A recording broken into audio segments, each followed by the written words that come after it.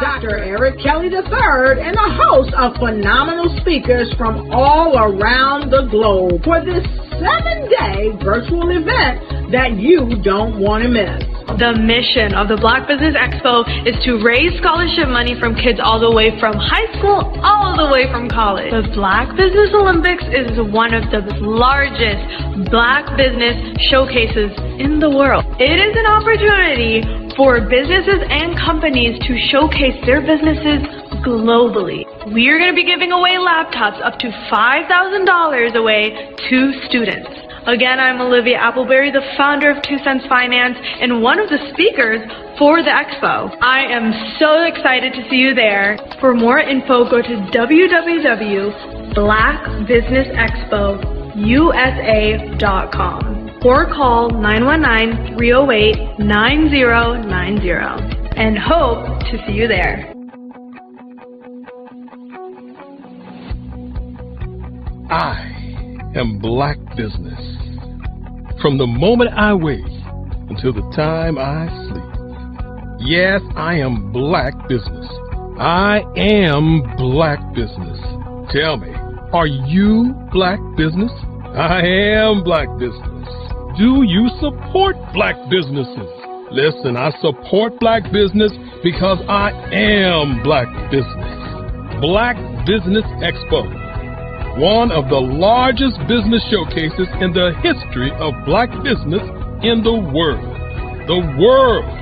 Sign up today at www.blackbusinessexpousa.com or call 919-308-9090. I am Black business. I am Black business. From the moment I wake until the time I sleep, I am Black business. I am Black business. Are you Black business? I am Black business. Do you support Black businesses? I support Black business because I am Black business. Black Business Expo, one of the largest business showcases in the history of Black America in North Carolina. Join Dr. Eric Kelly III and a host of phenomenal speakers from all around the globe for this 7-day virtual event that you don't want to miss. The mission of the Black Business Expo is to raise scholarship money from kids all the way from high school all the way from college. The Black Business Olympics is one of the largest Black business showcases in the world. It is an opportunity for businesses and companies to showcase their businesses globally. We are going to be giving away laptops up to $5,000 away to students. Again, I'm Olivia Appleberry, the founder of 2 Cents Finance and one of the speakers for the expo. I am so excited to see you there. For more info, go to www.blackbusinessexpousa.com or call 919-308-9090 and hope to see you there. I am Black business. From the moment I wake until the time I sleep. Yes, I am Black business. I am Black business. Tell me, are you Black business? I am Black business. Do you support Black businesses? Listen, I support Black business because I am Black business. Black Business Expo, one of the largest business showcases in the history of Black business in the world.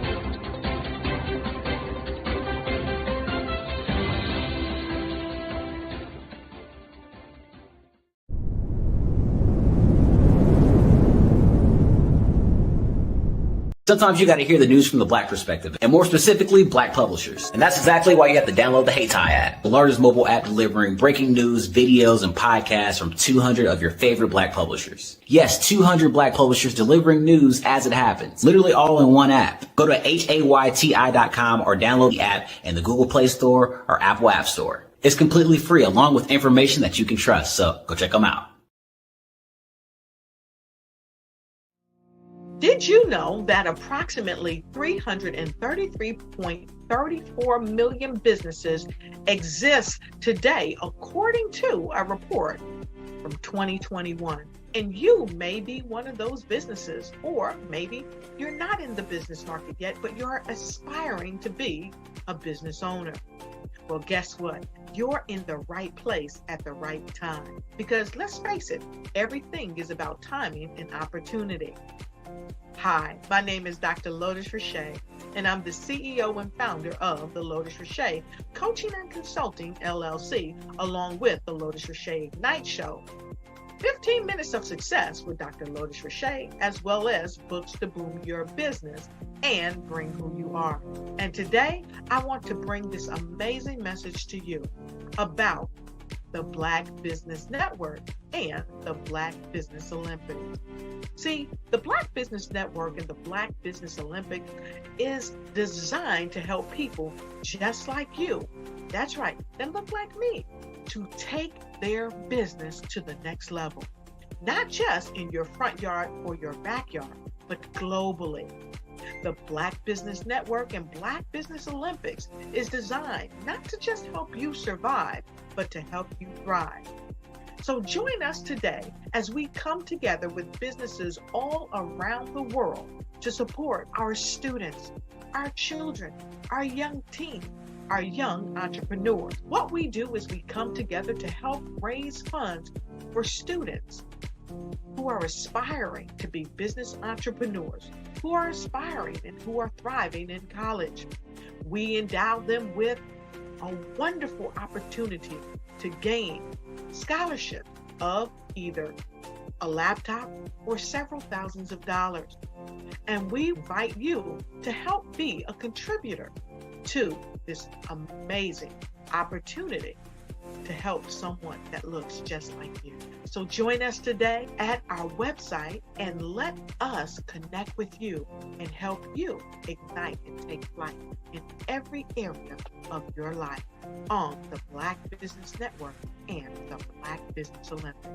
I'll see you on the other side.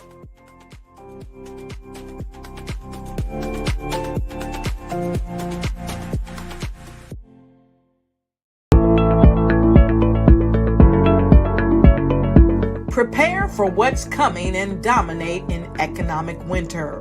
Stand strong and thrive by showcasing your great products and services globally through the Black Business Network and Black Business Olympics. The Black Business Network has showcased over 2,000 companies with over $7 billion in sales each year.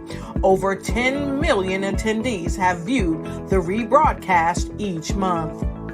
Through the Black Business Olympics, unique styles of business training and mentoring are turning students into business owners and entrepreneurial warriors who will dominate in any economy. Gain the ultimate advantage of the Black Business Olympics, 7 days of unbelievable topics and speakers speaking around the globe. Donate your time and experience to provide expertise and scholarships to students worldwide and change the world.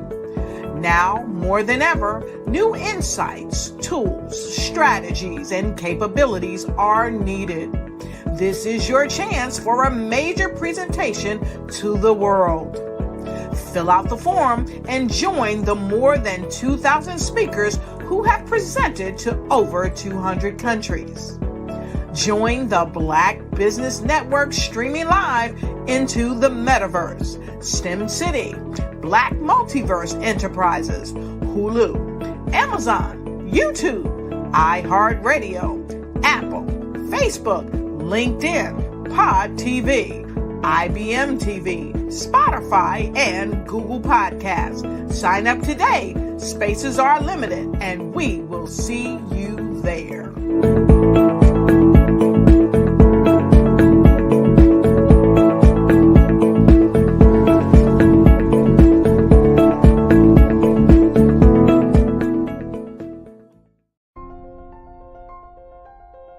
what if you could build your own city? A place where every child can find nurturing people to help them achieve their full potential. A place where every adult can access job training support, where health education is abundant, where social justice ruled the land. A place without limitations. Welcome. You have arrived at STEM City, USA. It is what every city should be. A safe and trusted community where you find people and resources to help you become everything you are and beyond. STEM City is unlike anything you have ever experienced. It is a digital twin of the world around you, only better. STEM City is about energy and soul renewal. It is more than a digital world. You can almost feel the power of live cultural events, music, and theater. STEM City promises a better future for children with caring mentors and hands-on activities with dedicated tutors to support our youth. STEM City is your passport to a healthy lifestyle with weekly events addressing our community's many issues. STEM City is your financial well-being with helpful information on wealth management, career advancement, job training, and so much more.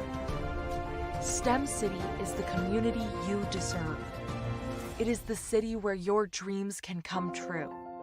STEM City USA, a place in the sky that is accessible to all who reach for the stars.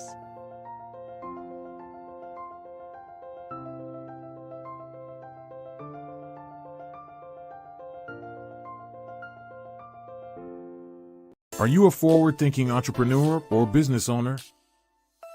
The world is changing faster than ever, and it's time to pivot and adapt to the future. Hello LLC is here to help you do just that. Hello stands for helping enterprises leverage leading-edge optimizations. Our innovative solutions can streamline operations, reduce overhead costs, and give you a competitive edge in a market projected to reach $5 trillion by 2030. By pivoting to the metaverse, businesses can tap into a rapidly growing market that is projected to be a significant part of daily life for 25% of Americans by 2026. As a full digital metaverse agency, the Hello LLC can help you create custom solutions to streamline operations, increase productivity, reduce costs, and drive brand recognition. Why should you pivot to the metaverse with the Hello LLC? By leveraging cutting-edge technology, you can provide immersive experiences for your customers, expand your global reach, and unlock new revenue streams. Contact us today to make the pivot.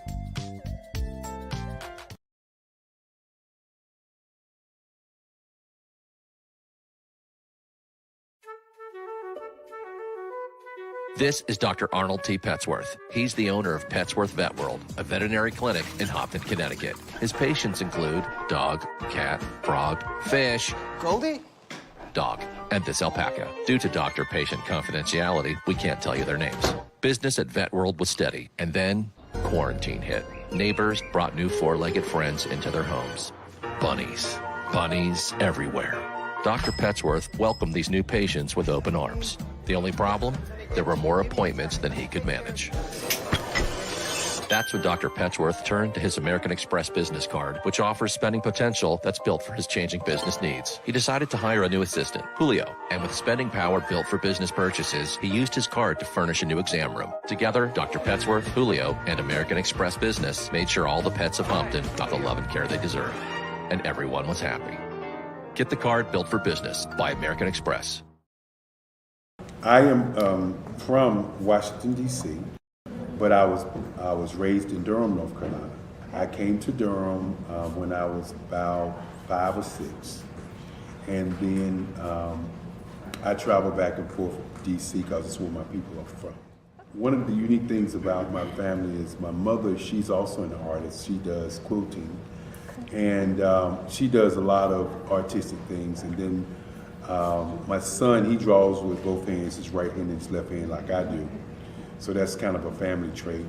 And then my other son, he's a videographer, and my daughter, she works, she's a regional vice president for Sunglass Lab. when you start out drawing and sketching, you want to continue to explore, you know, each avenue. I do pastels, I do pen and ink, I do painting, I do acrylics. I haven't done oils yet, but I try to do all facets of art. What I say to a lot of times to people is, you know, you can't put yourself in a box when you're an artist. You have to explore. And over the course of my life, I've tried to explore different mediums. I also do sculpture as well.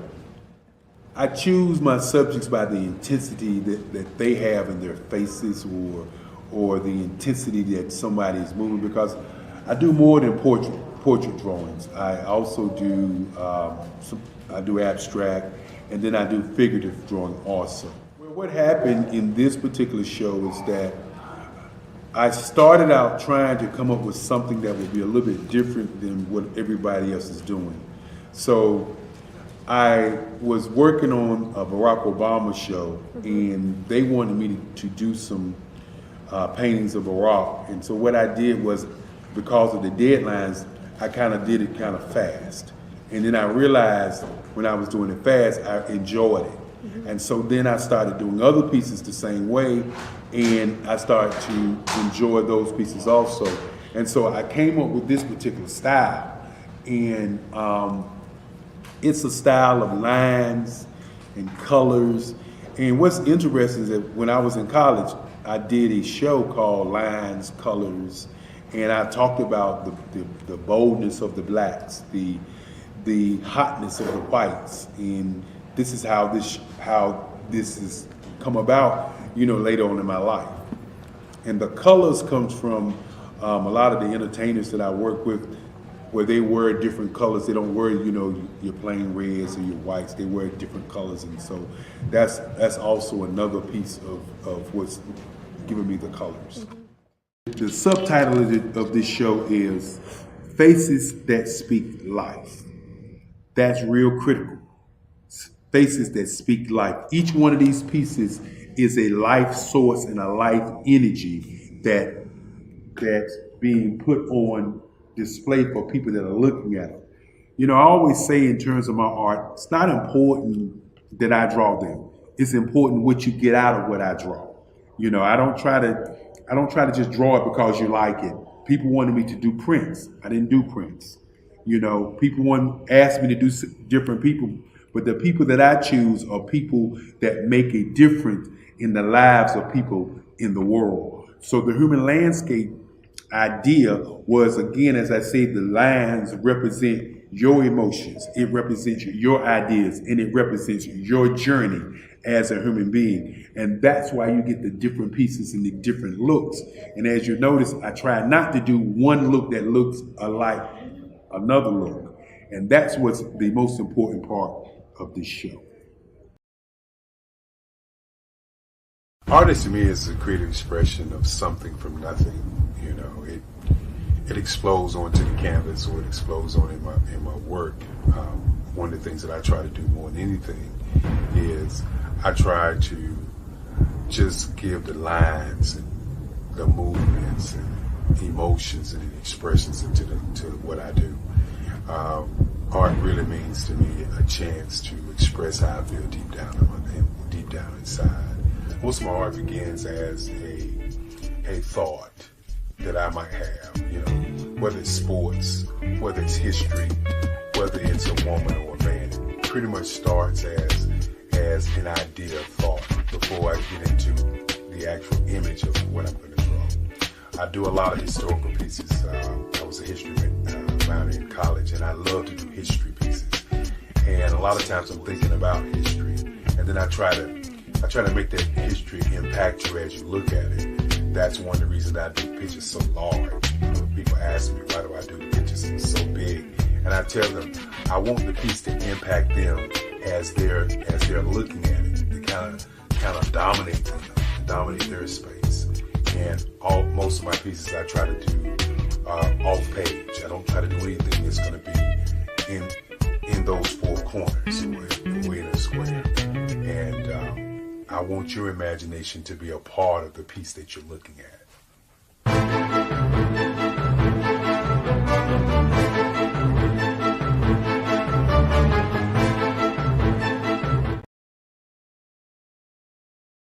Absolutely. So our coaching program help people that have the lack of time, that lack strategies, and lack the confidence to go after their dream life. So we help them implement tools. We help them implement, I love to leave the inherited lack of finances or the education behind finances. But it wasn't until I lost my firstborn, my only son, that life changed for me. And where I was going after it all, living the corporate life, hit my 6-figure income, and living in my dream house with my dream man, driving my dream car. Wow. I nearly lost it all. Wow. When I lost my son. And so I realized it only takes one financial catastrophe that can change your entire life. That's what made me start All New Beginnings.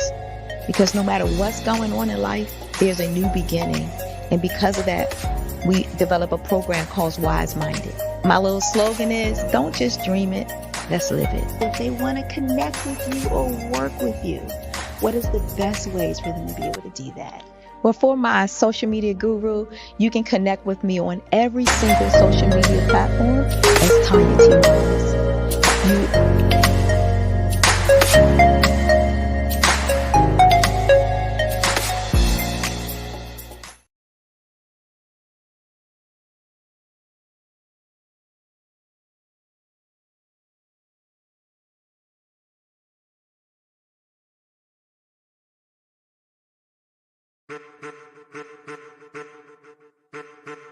I am a child of the Most High God.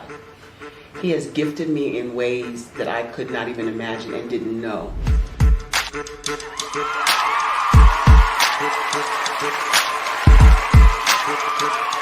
There was a time when I didn't know who I was.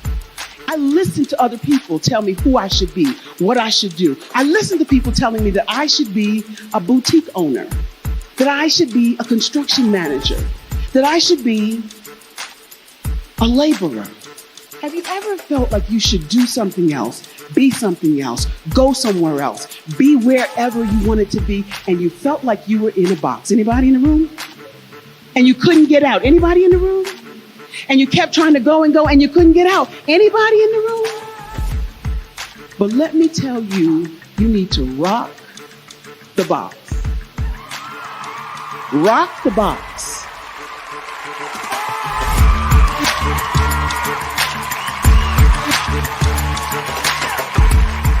I am engaging, inspiring, and empowering.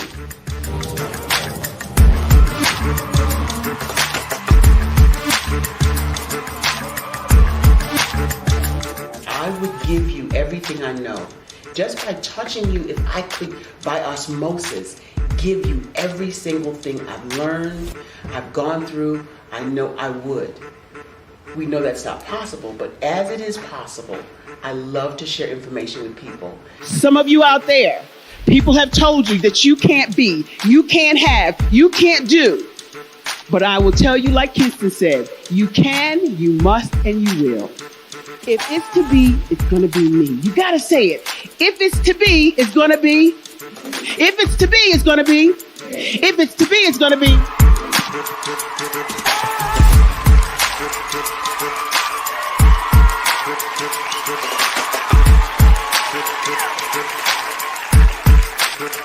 Barbara is because she believed what her mama said about her and not what other people told her. Every day you wake up, when you're in a situation, it's your choice whether it's an advantage or the disadvantage. She gained her confidence and her life, and now she is a testimony. If I can help you elevate yourself, then I feel like I'm elevating my own self as well. What you know and I know together can change the world.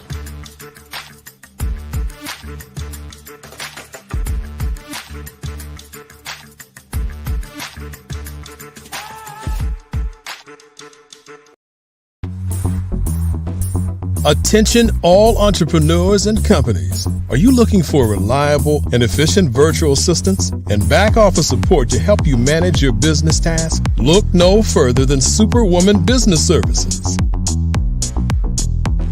Our team of virtual assistants provides a full range of administrative support services, including operations management, social media marketing, and much more. We also offer website design services to help you create a professional online presence that reflects your unique brand. In addition to administrative support and website design, we offer business development and structuring services to help you grow your business and achieve your goals. We'll work closely with you to identify areas of improvement and develop a customized plan to help you reach your full potential. At Superwoman Business Services, we understand that running a business can be overwhelming and time-consuming. That's why we're here to help you fly high and achieve.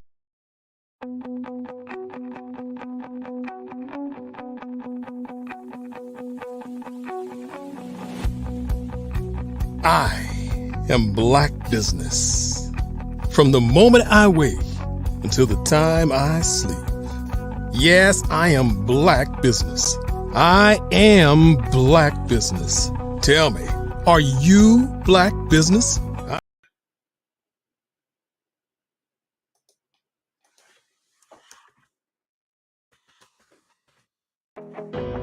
I am Black business. From the moment I wake until the time I sleep, I am Black business. I am Black business. Are you Black business? I am Black business. Do you support Black businesses? I support Black business because I am Black business. Black Business Expo, one of the largest business showcases in the history of Black business in the world. Sign up today at www.blackbusinessexpousa.com or call 919-308-9090. I am Black business. Good morning, good morning, good morning. Business owners, entrepreneurs, thought leaders, and corporations, welcome to the Black Business Network here on Saturday. Today, we're going to talk about culture and the community. My name is Grant McGaugh, CEO of 5-Star BDM and host of the award-winning Follow the Brand podcast. I'm your business moderator for this morning on the Black Business Network. The Black Business Network is a 24-hour business network showcasing Black businesses, Black owners, entrepreneurs, and thought leaders worldwide. We have speakers from North Carolina, London, Singapore, Africa, Japan, and cities all over the United States. The Black Business Network is a global community sharing its business knowledge to empower, inspire, and educate businesses about business. Our first speaker is Larry D. Hall. In the political arena, Secretary Hall represented North Carolina's 29th district in the House of Representatives from 2006 to 2017, advocating for justice and community development. He also served as the minority leader from 2013 to 2017 and as the Secretary of the North Carolina Department of Military and Veterans Affairs from 2017 to 2021 under Governor Roy Cooper. Secretary Hall's community involvement extends beyond politics, including roles with the Durham Chamber of Commerce and the Durham Business and Professional Chain. His leadership and service have earned him numerous accolades, such as the NAACP's President's Award and the Equality in Legislation Leadership Award. As we gather here this morning at the Black Business Olympics, we are honored to have Secretary Hall share his wealth of experience.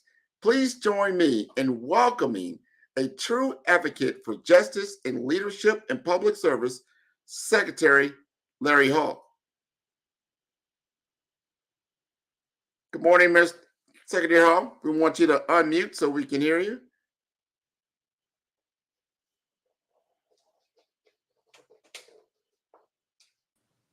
All right. Now, good morning, Grant, and good morning to the Black Business Network. Glad to be on the Black Business Olympics. and an opportunity to talk to you about some great things happening in the community that we do. Things don't just happen, we do them, we make them happen. That is so true, Secretary Hall. And today we're going to talk about a couple of different things. You've been very animate around branding, the community branding and its significance, specifically cultural community branding. Help us to understand and elaborate on this concept, and how does branding differ from traditional branding methods? Well, Grant, and I'm glad that you kind of framed it that way, because people think of branding of a way of creating their image in the minds of those folks who see them or hear them. And of course, that's a narrow view, because when you talk about community branding and cultural community branding, you are drawing on the appearance you have, the contacts you have, the resources you have, the places you are at all times. It becomes a way of life, and it is something that's reflective of what is in you and what you are doing. So people see you moving, they see you valuing your community, they see you exemplifying and holding up your culture, and all of that allows them to identify with you, to experience things because of you, and to see things through your eyes. They also then value, because they relate to you, they value what you think, they value what you do, they value your opinions, and that is the connection you want to have and keep as long as you can. So it's almost a subliminal effect, but it's a way of life, as I said. So you're always in that moment. Some folks say, I put on a mask and I take it off when I get to a different setting. No, this is a way of life. This is exemplifying your character and your behavior. And it's ultimately your essence. What is that life force almost that comes with you, whether it's passion on healthcare, or it's concern about your neighbors, it's concern about the environment. But when people see you, they know both what you're concerned about and what you're modeling regarding those concerns. Well, you have talked about, and I like how you opened up around that. I see a lot of authenticity. You've got to be your authentic self and bring that at all times, and allow your community to see who you are with a lot of relevance, a lot of importance. And you kind of alluded to that, like, why is this essential in today's social cultural landscape? We've got social media, a lot of people in mobile computing, all these types of things. So in what ways can cultural community branding contribute to community development and cohesion? Well, first of all, valuing your culture. A lot of folks come up in a culture. Sometimes they might want to abandon it, but it's very hard to escape your culture. People know you, they help raise you in the community, etc. And so what you want to do is make sure you're true to yourself. Make sure that you contribute to your community. That community, oftentimes people get successful and they move from their original community or their interim community, the community they develop in. A lot of times people originate or are born in a certain location, but then they move to a different community and develop themselves in that community. So ultimately, you end up where you live. You end up in the present. And are you continually contributing to that community? Are you trying to develop that community business-wise, social-wise, cultural-wise? Because that fabric is all bound up. It's hard to extricate your visual presence from what you are talking about. People say dress the part. People say dress what you want to be, not what you are. What are you projecting as to where you want to go? And so that's always something you have to concentrate on if you want to help develop community. And of course, Lord knows we need development in our community in all ways, but we still have to guard the culture that keeps us in the faith and in line to where we want to go.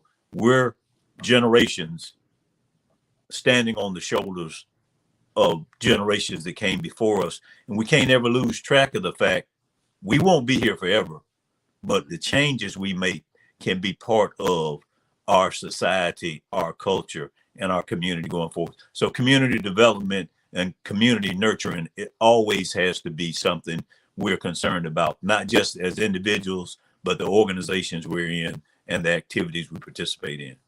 I like how you frame that story. I mean, it is so important to be active in the community because we all partake in it and we all are dependent upon it in certain areas. Now, we're going to talk about some stakeholders that are so important in this whole discussion. So when you talk about taking the lead in the culture, taking the lead in branding initiatives, how can businesses and then the governments and individuals contribute to this whole culture community branding? Well, I talk to people all the time, and as you read some of the bio, some of the places I've been, some of the places I've been allowed to serve. It's a humbling experience, or should be, for you to be elected by your peers and people in the community. I was in the House of Representatives in North Carolina, and those districts are the community in which you live. You have to live in that community in order to be elected from that community. It's a experience that says people will see you every day. And so what do you bring whenever you're representing them? You're supposed to be a reflection of them. That's why they say you have to live in that community. So how do you reflect them? Well, even today, and in the past years, I've gone into the meetings, I would be still the only Black person in those meetings. Mm-hmm. The only Black person in those, still at this level, at this date and time. And so when you come in, how do you support and continue to represent your community? In many instances, I was there because they needed to have the appearance now of multicultural decision-making or discussion. The question for me would be, do I represent? Do I bring what I've been invited there for? Do I bring that when I talk about an issue, when I identify it? Some people say keeping it real. You're there to appear, for them to appear that they are keeping it real. What are you going to do? Do you come there and advocate for those issues that make that difference in the community? I was in a restaurant the other night, and it was a Peruvian restaurant. And I am Black business because I do Black business. I do business with Black businesses. So I was in a Peruvian restaurant to make this point, and I was getting served, and I looked around, and everyone on the staff, save one Caucasian white person, everyone else was Hispanic origin, not necessarily Peruvian, but of Hispanic origin. I thought in my mind, I thought about it. I am Black business because I do business with Black businesses. I am a Black entrepreneur. When you think about that and then think about what other communities are doing, modeling that, not just using the phrase and the catchphrase, you see when you go in the Chinese restaurant, look at the staff, look at the cooks, look who serves you, look who checks you out or does your ticket. It starts to resonate with you. We have to support Black business, and we have to do Black business. So it's so critical what we're doing here, but it's also critical for us to be aware that we're modeling that to other people. I'm a commercial for Black business. I'm a Black business. I do business with Black businesses. When people come to my location, they see people delivering products. They see my clientele coming in, those type things. They see Black people doing business with Black people, modeling that interchange of commerce with each other. When we're doing economic development in our community, we have elected leaders. We are engaging them to say, promote our culture, guard our culture, develop it and nurture it for succeeding generations, because you're part of this generation and people did that before you came to power. And what you're saying there is so important. We definitely have to do business with each other. We're doing that now through the Black Business Network, meaning we're creating awareness and we're creating a network of individuals that are doing amazing things worldwide so we can come together. I think traditionally we have been separated in many different ways. And then because of all kinds of other factors, we don't do specifically seek out Black businesses to engage with, and understanding that that circulation of money and commerce is so important because that enriches the entire community. And I'm glad how you pointed out that these other cultures do it all the time, but it's not news. It's just what you do to sustain the family. Talk to us a little bit about this creative process involving culture, community, brand, and what does the role the community play in shaping the brand? Well, to a large extent, the community is a canvas, and it is there. The palette of colors or whatever charcoals or whatever you might use are there, and those are elements in the community.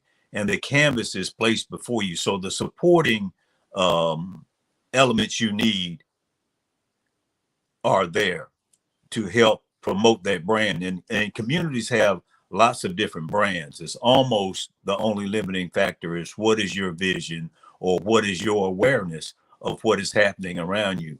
There's cultural music, there's academic culture, where you have organizations that have educated people that do research on historical issues that are repositories of the history of that community. And then you have businesses who've continually supplied the needs of that community. And so if you open your eyes and kind of sit back and realize culture is who we are, it's where we exist, and it's all around us. Now, people develop it if they're aware, if they become aware, and some people just benefit from it or enjoy it.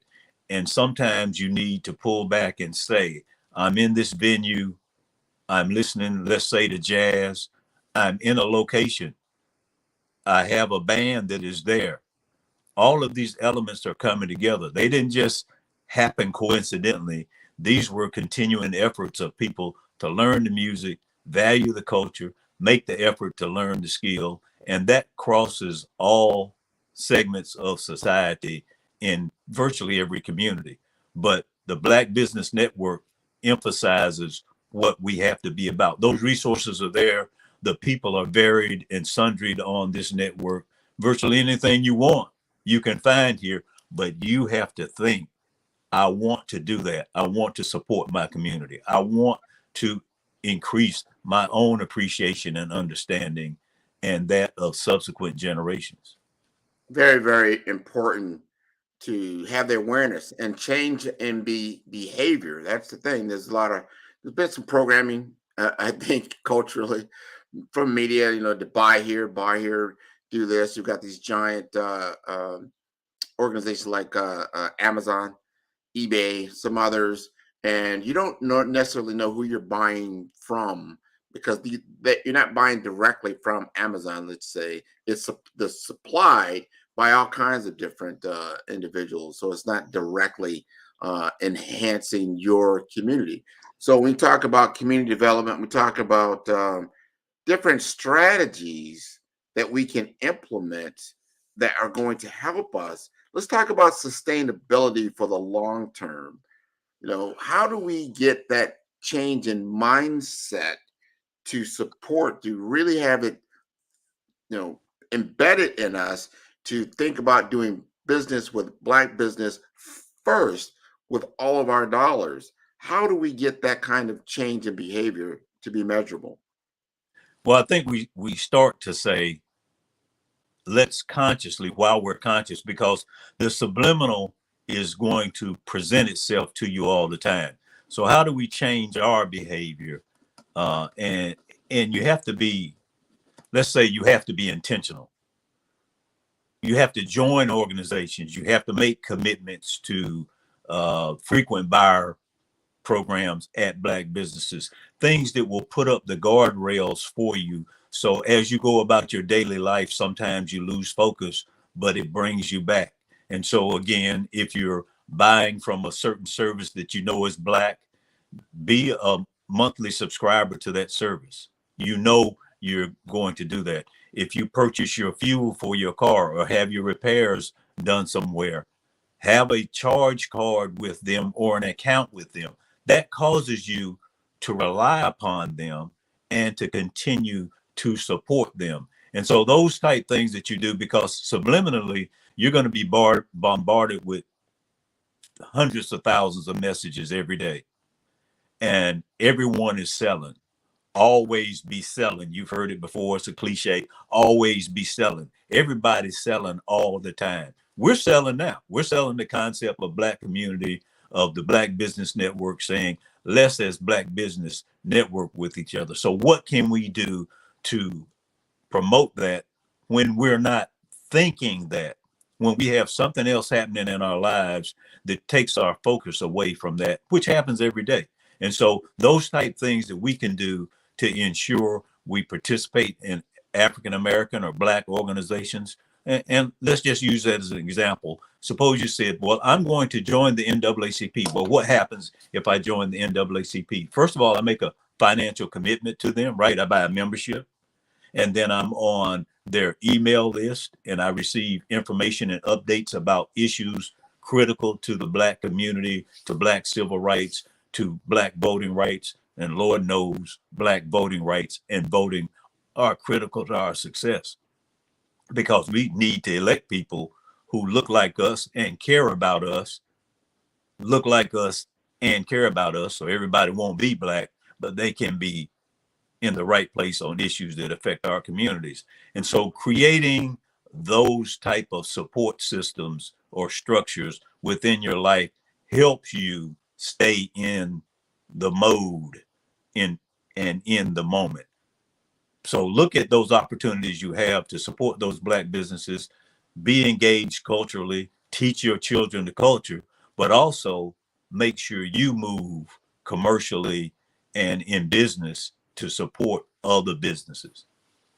I think that's so important. I think about my own journey. Just yesterday, I was looking for to buy a shirt, get a tie set to go to an event that supports and actually elevates Black people in the community.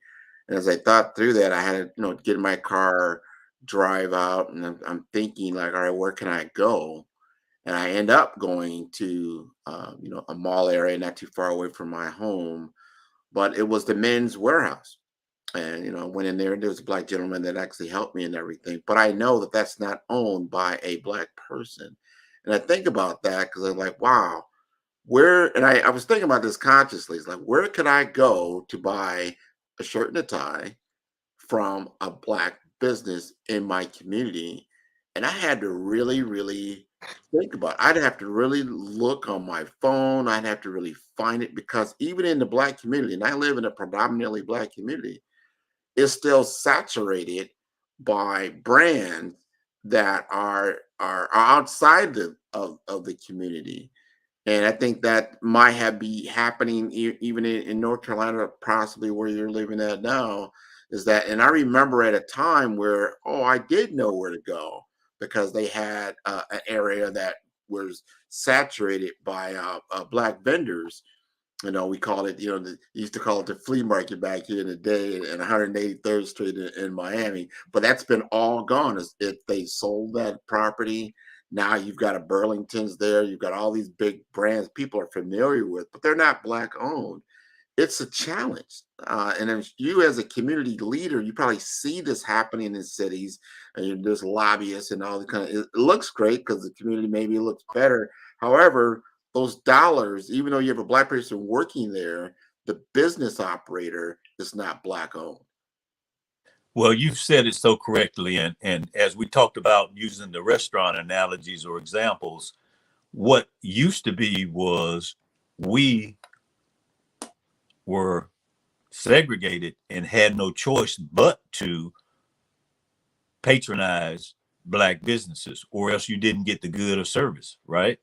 And you had to have African American teacher because the schools you went to were African American, and so you had those values and those examples continually reinforced. And so that subliminal thing we talked about, that you're seeing those messages now from all over the world instead of from within your community.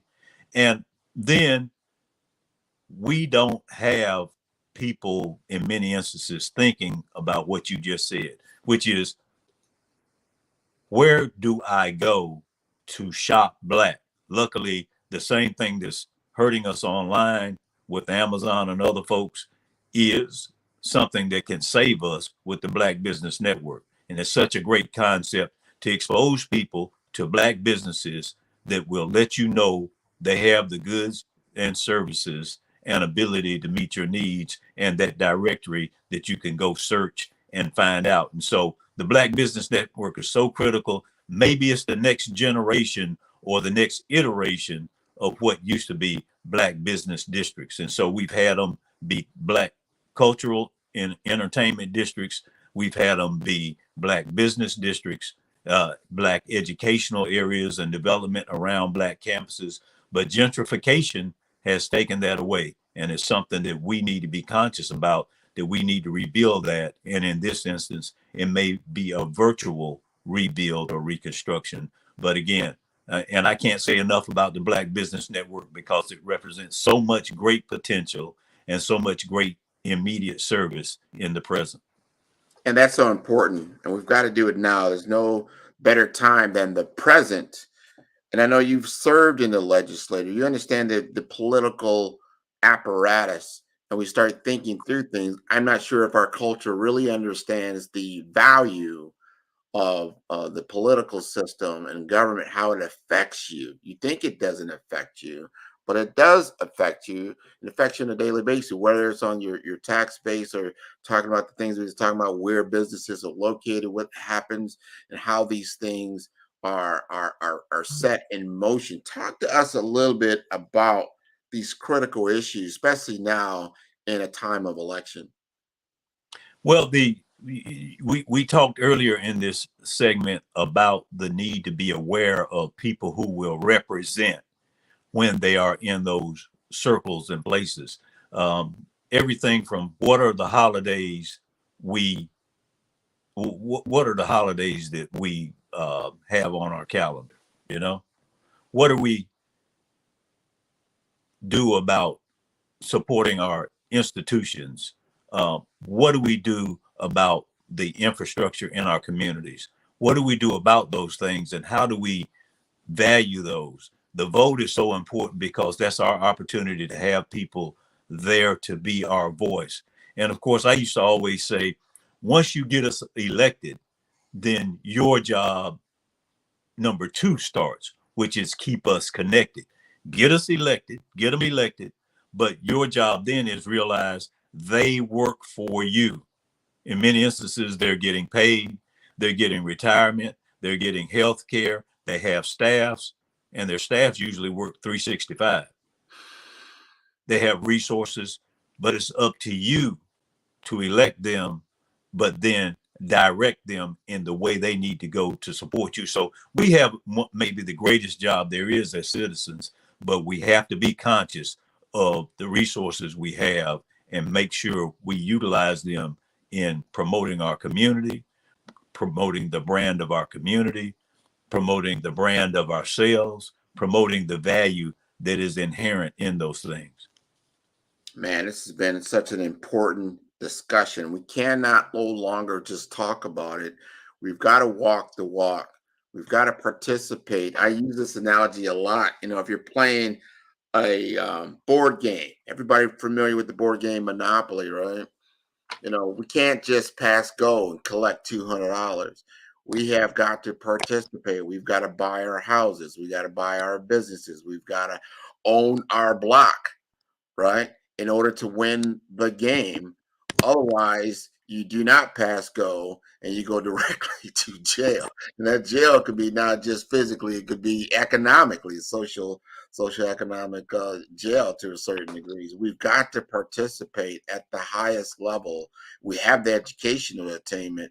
Now we've really got to put those dollars and be intentional about that $1.6 trillion that we have in the community that's flowing constantly in the Black American world, that it's supporting our community, not just the general community. So we've got to be more intentional. We've got about 1 more minute. What are your last thoughts, Representative Hall?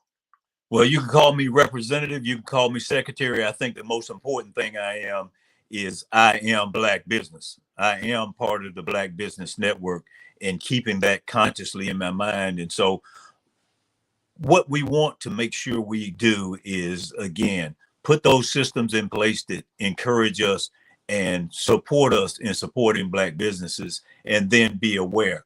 Change our awareness so we see the opportunities and we see the efforts of Black business all around us. We support them where we can, right? And then we take that effort. You talked about going into a business or looking for a service in person and none available. But when you went in the store, you saw an African-American person who was providing the service and you engaged them. Well, that might be the secondary route we have to take. If so, if we can't find it on the Black Business Network, we can't find it on the internet, and we have to have it immediate and it's local, then let's try to make sure we patronize the Black employee who one day may be a Black business owner, who needs to make those incentives and those type of rewards as being a salesperson or service person. Write those reviews that they get graded on and get service promotions and financial bonuses on.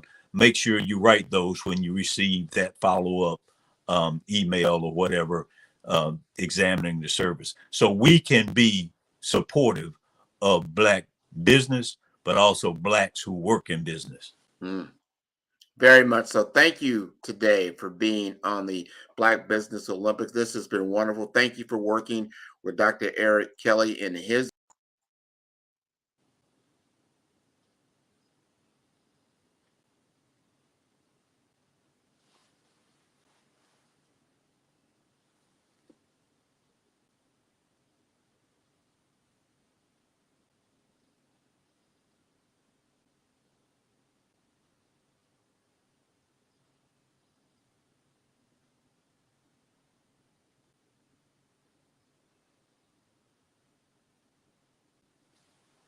Sorry about that, Dr. Hall. Larry, so let me ask you this.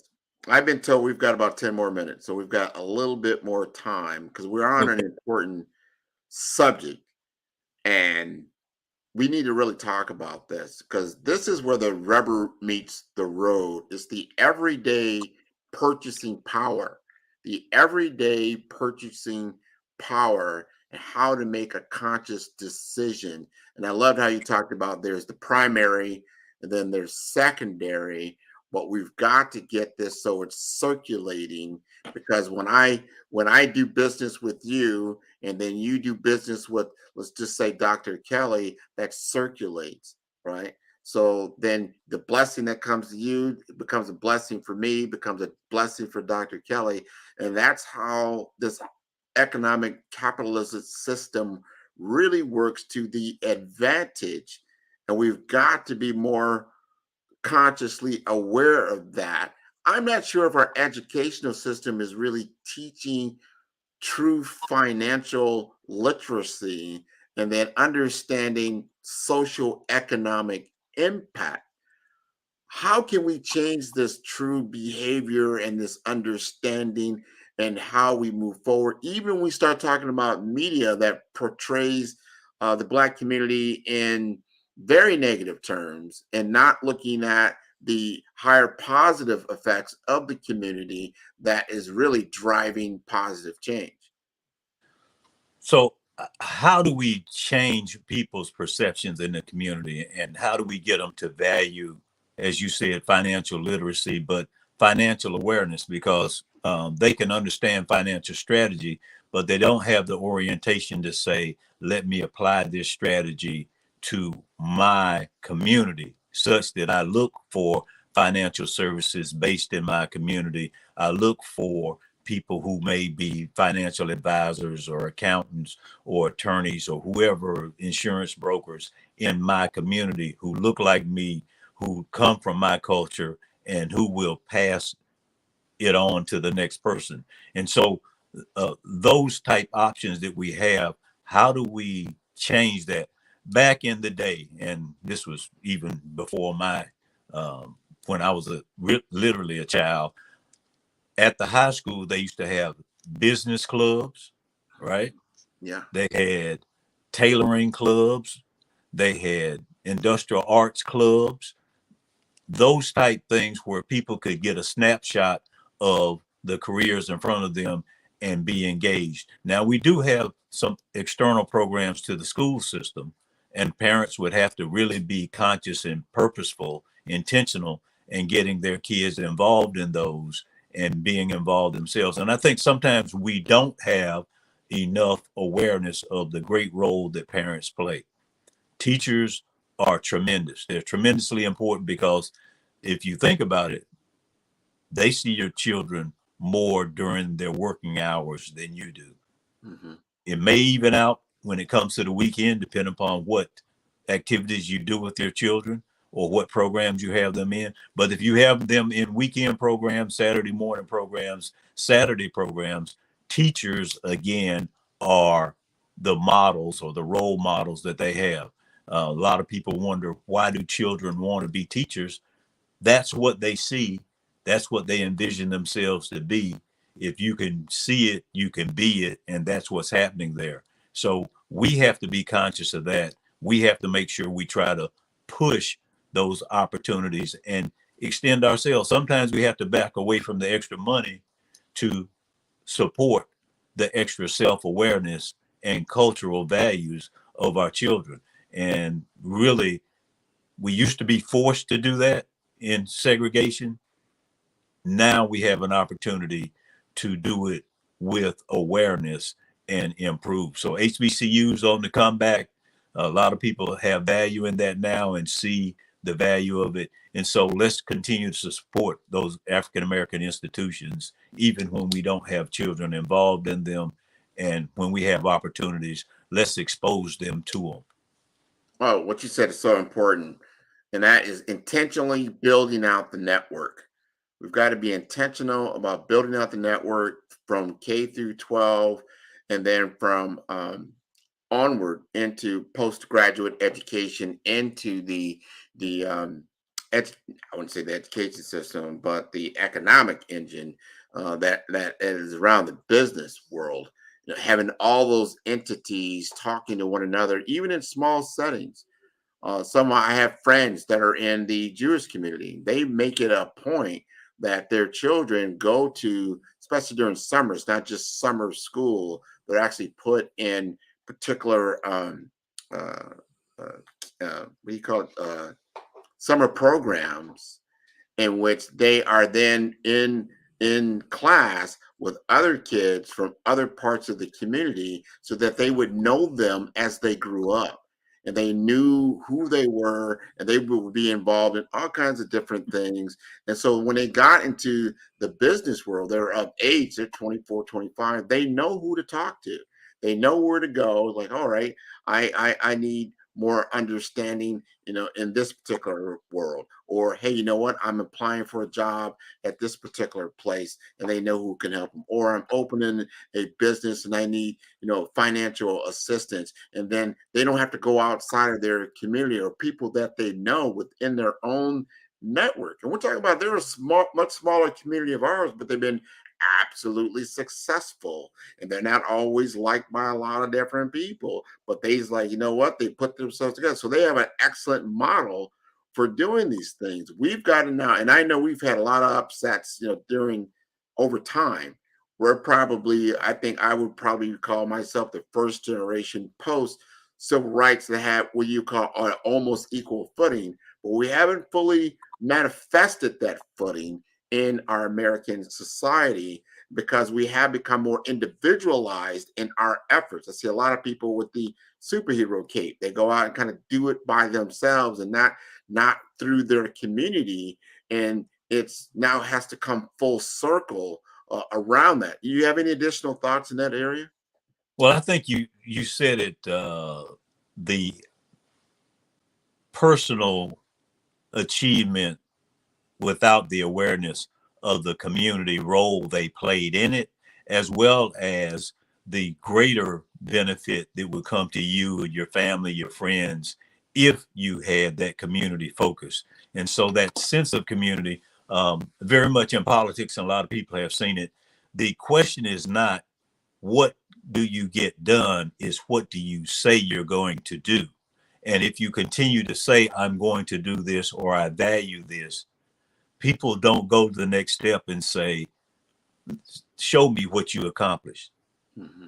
You get to say 10 times, I did this, I did. And we see that in the political environment now, but it translates to the business environment and the business world too.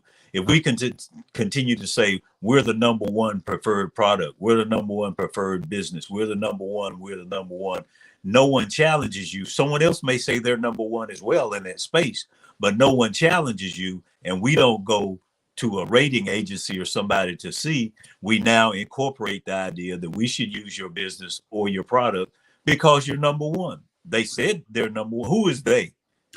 Me. So we're back to this branding thing. It gets used on us all the time, and we have to be aware of it and make sure we break through. That is the challenge out there. Our products, goods, and services are as good as anyone else's, and oftentimes come from the same place through a different supply chain. But we have to tell that story and engage each other to build that network. Man, you said that's so important. We've got to brand ourselves, market from that standpoint. Earlier, like last year, I talked about this. It's about the perception of Black business. The perception, and I use the analogy around Japanese cars. I remember Japanese cars came out, especially in the 60s and 70s, and they were perceived to be inferior cars. You know, they were cheap cars. They fall apart. Nobody liked it. You know, like, why would you buy this? You know, this car is going to just fall apart. It wasn't good quality. And it wasn't good quality. But they took it back within themselves, came out with a whole new system of Lean Six Sigma, which wasn't theirs. They learned this from the Americans, but they adopted it. And they came out with the Toyota Camry, right? And when they came out with the Toyota Camry, at the same time that they came out, this is when they had the big oil embargo that was going on in the United States, and oil went off, and we had these giant, big cars that we were driving. They were gas guzzlers. Well, now you had an option that was a smaller four-door sedan that actually was a good car, and all of a sudden, that Japanese garbage car became the number one selling car in America. And everyone knows, like, wow, if you're going to buy a good car, it's going to last you 10 years, and you're going to get the best out of it. Everybody knows you're going to get a Toyota, you're going to get a Honda, and then boom, that perception was gone. So what I'm saying is right now, the perception is, oh, it's Black made. There must be a lower end product. We've got to change that perception and show our value, show our expertise, and show that through our branding and media and our social proof around that. Well, always sell who you are, because as you said, 1.6 billion in sales of goods and services and engagement in the economic space. This idea of cultural community branding, I know you. You know me. I'm going to sell me to you. I relate to what you care about. You understand my past and what I care about. You understand the details that I will look for. And then this whole emphasis on, we are in many instances smaller businesses. Mm-hmm. We can turn on a dime. We don't have layers upon layers of bureaucracy you have to get through to ask a question or to get results or have something sort of customized or individualized for you. So this cultural community branding is a plane on which other races or cultures can't get to if we utilize it. And we'll function on those other levels as well. But we have our own plane that we all want to be on to help support our communities.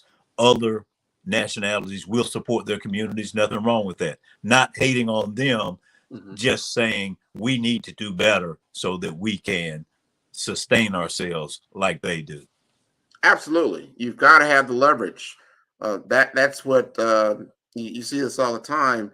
He who has the money has the gold, and it comes down to the golden rule, right? Because they rule, right? So once you have your leverage, then you can command what happens in your community. If you do not have the leverage, you do not command what happens in your community. It's very straightforward. In that respect. I live in the city of Miami Gardens. I was so glad that they did that. At one point, it was not incorporated.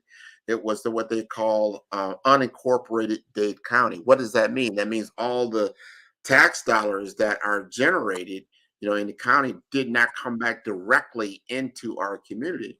Well, people got together and they said, we're going to incorporate. There's an importance to that. Further, there's a lot of resistance to that because you have to understand where the money flows. It always comes back down to the dollar. Where is that dollar going to flow? Well, when we incorporated Miami Gardens, now the stadium where the Dolphins play is right in our community. There's a racetrack that's right in our community. There's other things that in the community now. Those tax dollars that come from those giant events, guess now what? It flows into my community, making it better. So being conscious around how the money flows, whether it's in the tax base or it's in the business place or in the individual, remember that goes back now into your school district. It goes into how your kids are educated, what kind of books they're going to get. And all these things are so important. We've only got a few minutes here, so I want to make sure I'm glad that you came on and we really talked about not just the cultural awareness of branding, but the understanding of finance within the community and why this is such an imperative. Well, it's been my pleasure to be on. There are critical issues that we deal with every day, and the solution is this community-wide awareness. So again, joining, and I can't emphasize enough, joining your local Black business organizations, creating that buying power as you talked about that we have, but concentrating it in our communities, this cultural community branding. Why is it important? Why am I proud? Because I support Black businesses. Why are my children wanting to be Black entrepreneurs?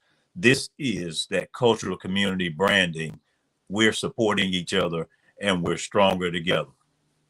Absolutely. So if the community would like to get in touch with you, Larry Hall, what would be the best way? Well, the best way is to do this. Larry Hall 29 at gmail.com. Larry Hall 29 at gmail.com. Be glad to hear from you, glad to engage with you. And as Mr. Kelly knows, he's been one of my mentors in the media space. And so we like to talk about some of the issues of the day on our Talkback radio show that we have and try to spotlight Black businesses, Black issues, and Black thought. So we'd be glad to hear from you and glad to have your particular viewpoints further elevated in partnership with the Black Business Olympics and the Black Business Network. Thank you so much for being with us this morning. Genius is coming, and I'll see you on the other side. All right, that was wonderful. The Black Business Expo's mission is to raise funds for high school seniors going to college or K-12 entrepreneurs. This expo is a fundraiser for students. You may go to www.blackbusinessexpousa.com to donate to the scholarship fund or use the Cash app that's on the screen below. That is $BBXUSA. Our goal is to give laptops and up to $5,000 to 10 students. Students can register online at www.blackbusinessexpousa.com. Every dollar counts. So we want to remind you to donate to the scholarship fund. We'd like to thank our Black Business Expo USA sponsors for January 2024. That is NC100, Moody Capital Partners, Suede Soul, Lotus Forsay Coaching and Training, Carolina, Virginia Minority Supplier Development Council, Step Management, Barbara H. Smith, LLC, The Hello, LLC, 5-Star BDM Media, Marja McLean's Foundation, Genius is Common, Earth Essentials, Balani Shani Global, Executive Women's Success Institute, The Quality Coaching Company, Superwoman Business Services, Creative Force Studios, Lee Entertainment, Artistic App Design, Black Business Expo USA. Genius is Common, and I'll see you on the other side.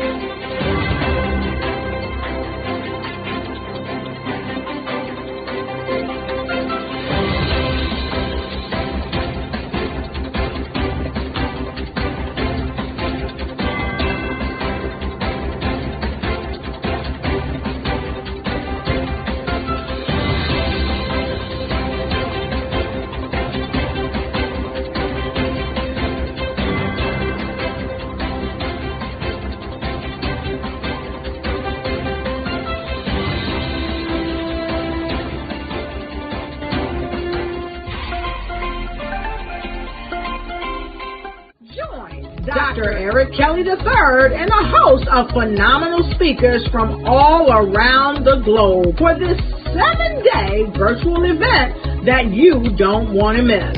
The mission of the Black Business Expo is to raise scholarship money from kids all the way from high school, all the way from college. The Black Business Olympics is one of the largest Black business showcases in the world. It is an opportunity for businesses and companies to showcase their businesses globally. We are going to be giving away laptops up to $5,000 away to students.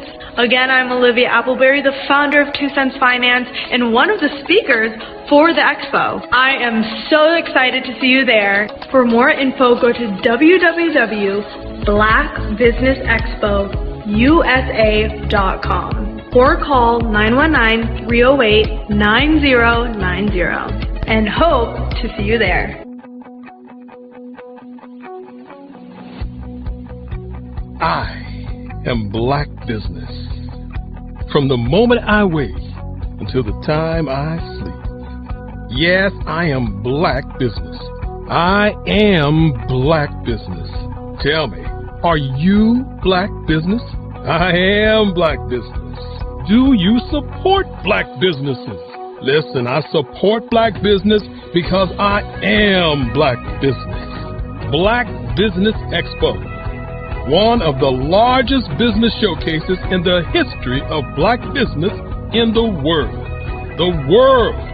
Sign up today at www.blackbusinessexpousa.com or call 919-308-9090. I am Black Business. I am Black Business. From the moment I wake until the time I sleep, I am Black Business. I am Black Business.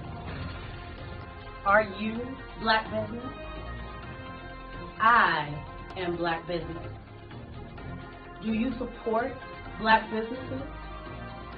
I support Black business because I am Black business. Black Business Expo, one of the largest business showcases in the history of Black America in North Carolina. Join Dr. Eric Kelly III and a host of phenomenal speakers from all around the globe for this 7-day virtual event that you don't want to miss. The mission of the Black Business Expo is to raise scholarship money from kids all the way from high school, all the way from college. The Black Business Olympics is one of the largest Black business showcases in the world. It is an opportunity for businesses and companies to showcase their businesses globally. We are going to be giving away laptops up to $5,000 away to students. Again, I'm Olivia Appleberry, the founder of 2 Cents Finance and one of the speakers for the expo. I am so excited to see you there. For more info, go to www.blackbusinessexpousa.com or call 919-308-9090 and hope to see you there. I am Black business. From the moment I wake until the time I sleep. Yes, I am Black business. I am Black business. Tell me, are you Black business? I am Black business. Do you support Black businesses? Listen, I support.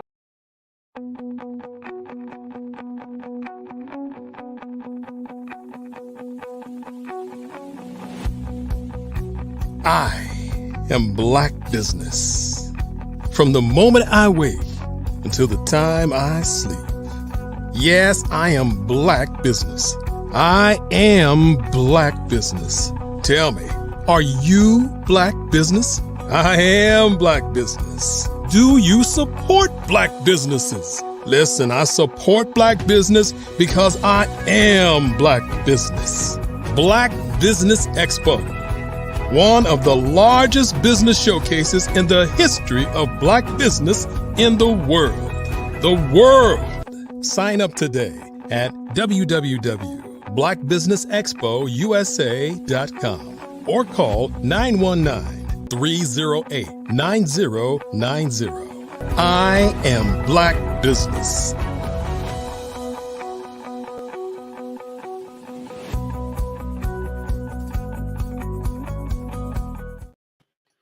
Good morning, good morning, good morning, business owners, entrepreneurs, thought leaders, and corporations. Welcome to the Black Business Network. My name is Grant McGaugh, CEO of 5-Star BDM and host of the award-winning Follow Brand podcast. I am your business moderator for this morning on the Black Business Network. The Black Business Network is a 24-hour business network showcasing Black businesses, business owners, entrepreneurs, and thought leaders worldwide. We have speakers from North Carolina, London, Singapore, Africa, Japan, and cities all over the United States. The Black Business Network is a global community sharing its business knowledge to empower, inspire, and educate businesses about business. Now, it's time to introduce our next speaker, Chris Wright. Chris's journey is a testament to resilience, adaptability, and the power of communication. She was raised in Houston's historically Black 3rd Ward and the Hispanic East End neighborhood. Chris attended the renowned Jack Yates High School, alma mater of notable figures like George Floyd Jr. and Debbie Allen. Her background instilled in her the importance of seizing every opportunity. Chris's impressive trajectory began at the age of 14 as a reporter for the Houston Sun and the NAACP Houston branch, and she later pursued higher education at Howard University, leading to a successful career in journalism. Ladies and gentlemen, please welcome Chris Wright. Take yourself off mute. You got to turn the mic on. How are you doing this morning, Chris? I am doing fabulous. I love this bio you just read. That sounded wonderful. I'm gonna. It's all you. I'm glad to be able to read it. Absolutely. Yeah. And I actually ended up following in Debbie's footsteps and went to Howard right after that. So hey man, we want to hear all about that because you have a wonderful story. So I'm gonna get out of your way. Genius is coming, and I'll see you on the other side. Hey, y'all. Thank you so much for that intro. Truly. When you start to hear what you've done, you're like, who is that? So, first thing I'll tell everyone on this call today is remain humble.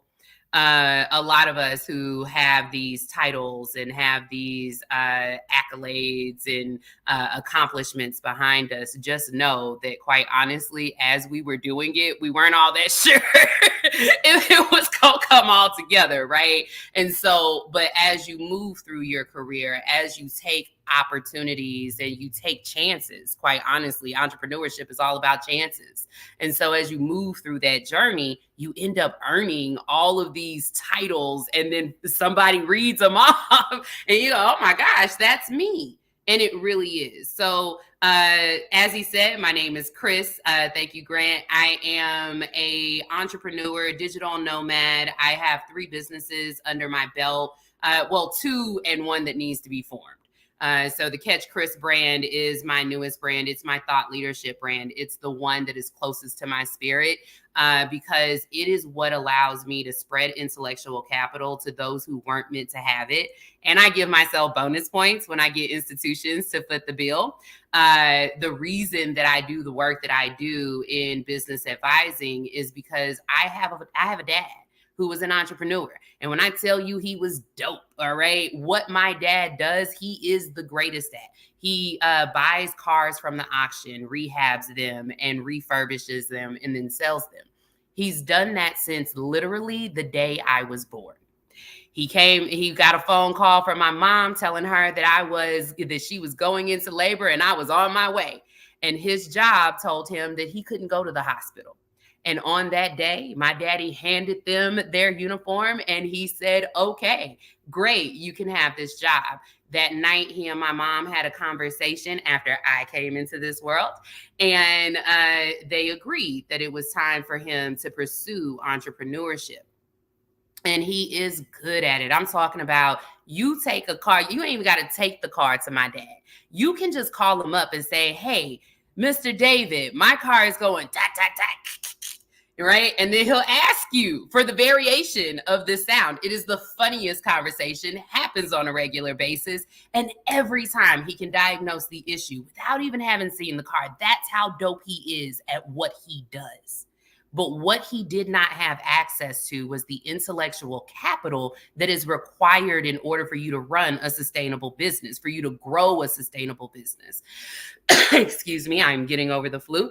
But as he went into entrepreneurship, and I grew up with him as a full-time entrepreneur, Dad never went back to work, never did again.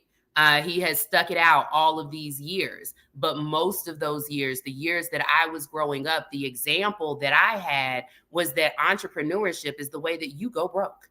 That is the way that you will not be able to reach your goals. There is not wealth in entrepreneurship. You must, in fact, when I was at Howard, I said out of my mouth, so embarrassed because I'm like, oh, she was so wrong. Who's that girl?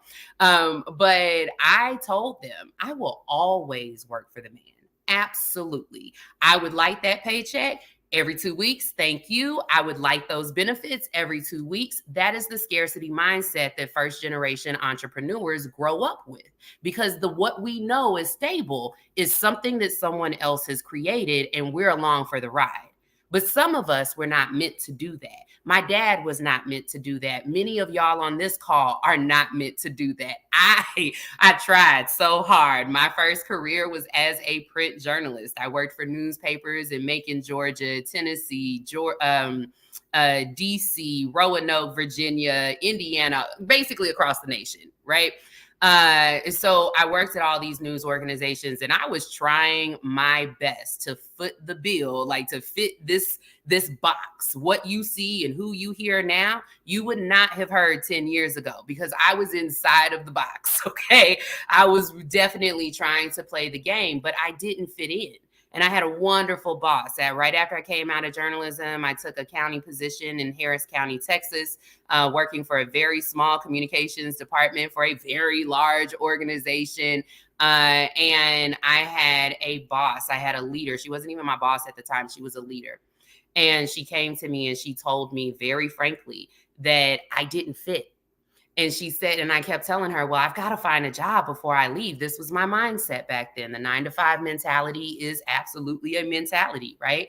And so back then I said to her, I got to find a job before I can go anywhere. I have to stick this out. It doesn't matter how much it doesn't fit me. And she told me, no job is going to fit you. She said, you are a creative. You have innovative ideas. You want to see those ideas come to fruition. You don't want to have to march to someone else's drum. That is not who you are. And so she encouraged me to go get my first DBA. I was so proud. I was so proud of my DBA.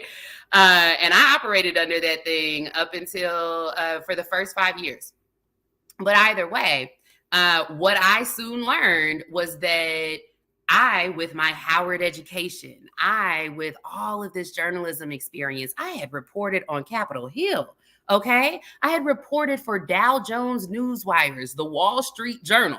I done did all of this. I have reported on governments. I did mostly investigative reporting. Okay.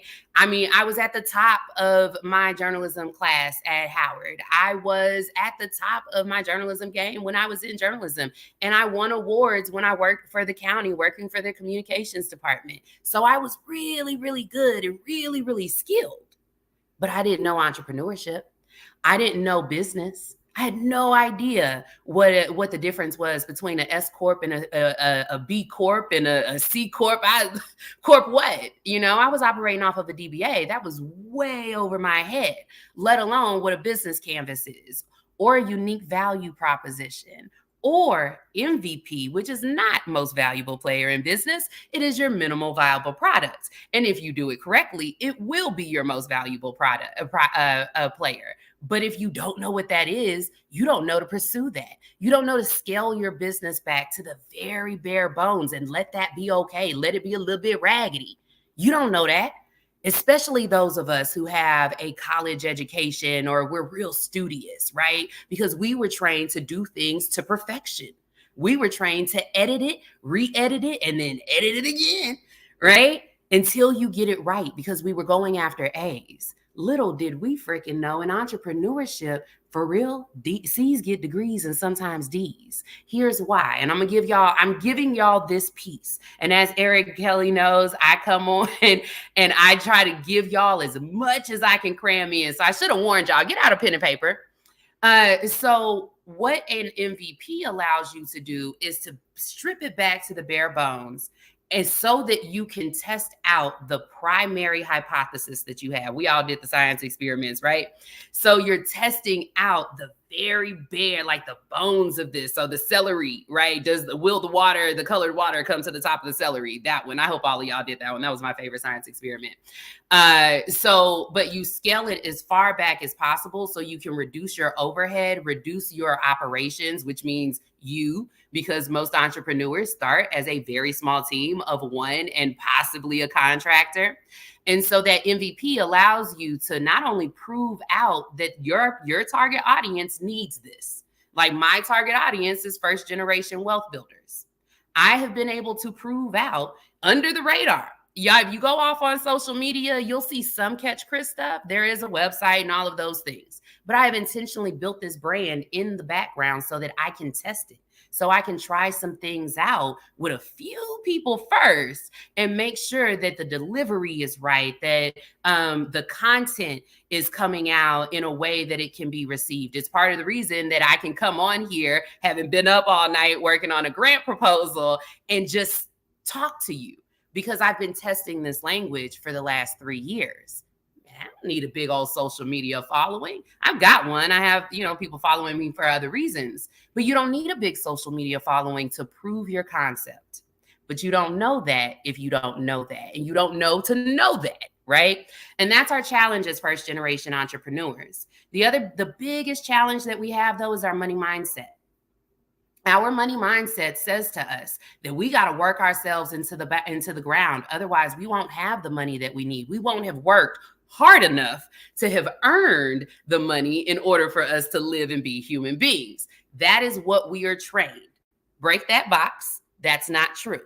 Because what a first generation entrepreneur has, there are two things that we have that other entrepreneurs don't have. One, we have instinct. Because what we didn't get in intellectual capital in our neighborhoods and in our at our breakfast tables, what we didn't get there, man, we got some hardy stuff. Because I don't know about some of y'all, but I most certainly was catching the bus when I was a teenager across town. Okay. And not to just go play around. I had things to do and places to be because I was trying to, rise above. You got to work twice as hard. Right. And so that earns a lot of grit. If you've ever struggled with your bills, guess what? You got good instincts. You know when you're doing too daggone much, and it translates to your business. And so make sure that you are always following your instinct. The other thing that we have is we have word of mouth. We have always had word of mouth. Come on now, Harriet Tubman. How'd they get up there to the north? They were talking to each other. I'm Hispanic, Black, and white. So I've got ancestors on the other side of the border. They've been coming across for decades. I mean, it's driving the government crazy. How are they getting here? Word of mouth. So use your mouth. Ask people questions. Come to these things. Do not chase money, because the bad thing that we have is a terrible concept of money. We truly believe that we have to chase after it. We believe that for a reason, because that's what we were taught, right? They told us that we had to go run as hard as we could and get to that bag. You do not have to chase financial capital. I know there's a lot of programs out here. They're talking about pitch competitions. And so you win $5,000, win $10,000. We have a lot of programs talking about grants. Ooh, get this $50,000 grant, this $20,000 grant. First of all, to get the $50,000 ones, we're usually talking about some form of equity. If you don't understand equity, you don't need to be going after that anyway, because you're giving away your future money. That's where we got a problem, right? So I know that these programs are talking about financial capital, and it is useful and it is helpful when you know what you're doing with it. If you do not know what you're doing with it, it will slide through your hands. My first $10,000 check that my sister and I won for a pitch competition a few years ago, we didn't have the intellectual capital on what we should do with that $10,000 in order to grow our business. We paid for, oh my gosh, I was so frustrated. That check, first of all, it took 60 days to get to you. So be warned that when you win money, it takes a second to get to you. But even before it got to us, that $10,000 was spent on a system that we no longer use, and found out very quickly that we did not need, according to the roadmap that made the most sense for us to enter the market. Our what's called a go-to-market strategy, our lowest barrier to entry. Write down these terms, write down these words, go Google them, go ask someone in your ecosystem to explain them to you, because I'm not just saying them to say them. I'm saying them because you should know them, okay? They will be very helpful. And so what we learned was that traction we were not going to get with the system and the process that we were going, the roadmap we were taking at first. But we didn't know that, and we didn't know to know that.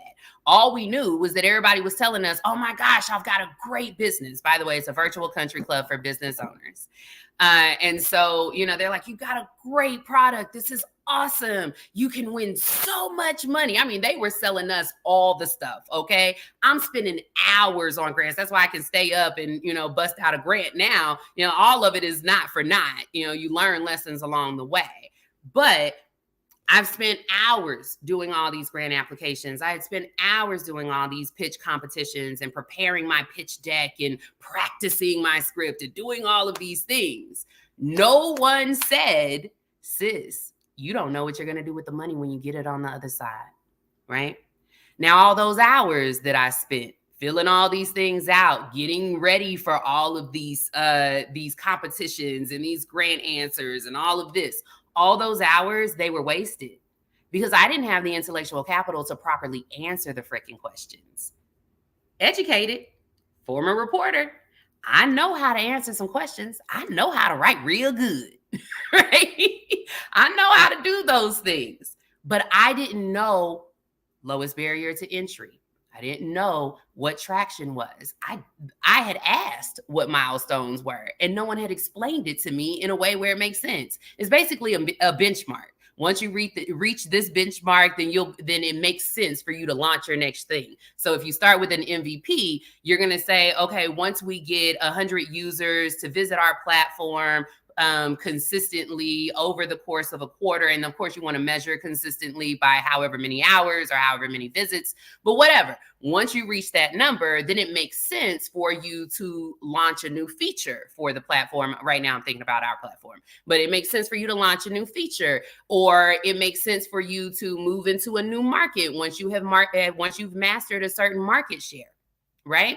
So you have to know what all those things are to even get the money. Otherwise, you're wasting your time. The other thing that you have to do is that you have to, sorry, I got a message. So you have to know those answers before you can get the money. Then you got to know the intellectual capital in order for it to even make sense, because a standard business, a standard startup runs through $25,000 a month. And so a little $10,000 grant, they ain't doing all that much, not in the grand scheme of things. As first generation entrepreneurs, we have to learn that what we thought was a lot of money, it actually isn't. So that $60,000 salary, or that $80,000 salary, or even that $100,000 salary that you were originally going for, that's not a lot of money in business. Not really. Because when you think about the amount of expenses that there are in order to run a business, in order for you to come out with $100,000 at the end of the day, that's a lot of money. That there's a lot more money that needs to be made. So $10,000, drop in the bucket. Don't worry about the financial capital. From this day forward, if you have not been chasing intellectual capital, I want you to do that. And I want to tell you all of the pieces of intellectual capital. I know what you heard when I said intellectual capital. Most people hear two separate things. Some people hear intellectual property. Intellectual property is part of your intellectual capital. However, those are two, they're not synonymous at all. The other thing that people tend to hear is knowledge and expertise, right? Oh, I got to chase knowledge. Yes, you do. And that is part of intellectual capital. However, it is only one of three components of intellectual capital. I really hope by now y'all have that. Y'all got that pen and paper out. Okay. I've been kind of juicing y'all up so I can give y'all the three. Okay. So your first bucket is your expertise. It is your knowledge. It is what is called your, I got a little cheat sheet right here. Remember, I hadn't had any sleep. Is what's called your human capital. So your human capital, and we're going to talk about intellectual capital as a full business, because that's really what intellectual capital measures. It is a measurement of the intangible assets of your business. Okay. And so your first bucket is your human capital bucket. It is where your skills and knowledge base of you and your team, the knowledge that exists in your business, okay? Your second bucket is your structural capital. Those are the non-physical infrastructure that's in place in order to make sure that that knowledge that you have within your company comes to fruition and that it's effective. So this includes your processes and your procedures. It also includes your IP. That's where your intellectual capital comes in. Those are those protections for you. The systems that are put in place, the methodologies, that's all part of your structural capital. Then you have your relational capital. Your relational capital is the relationships that your business has built with the community and the ecosystem, with your customers in the ecosystem. Yes, it does sound like networking. It's not just networking. Networking, at least as it's done these days, is handing people a daggone business card. It's hitting people up cold on social media. That's not what relational capital is. Relational capital is goodwill that you have earned. Now, how do we earn goodwill, y'all? We know. I know we know. I know you done went and volunteered somewhere. But somewhere in business, a lot of us forget that.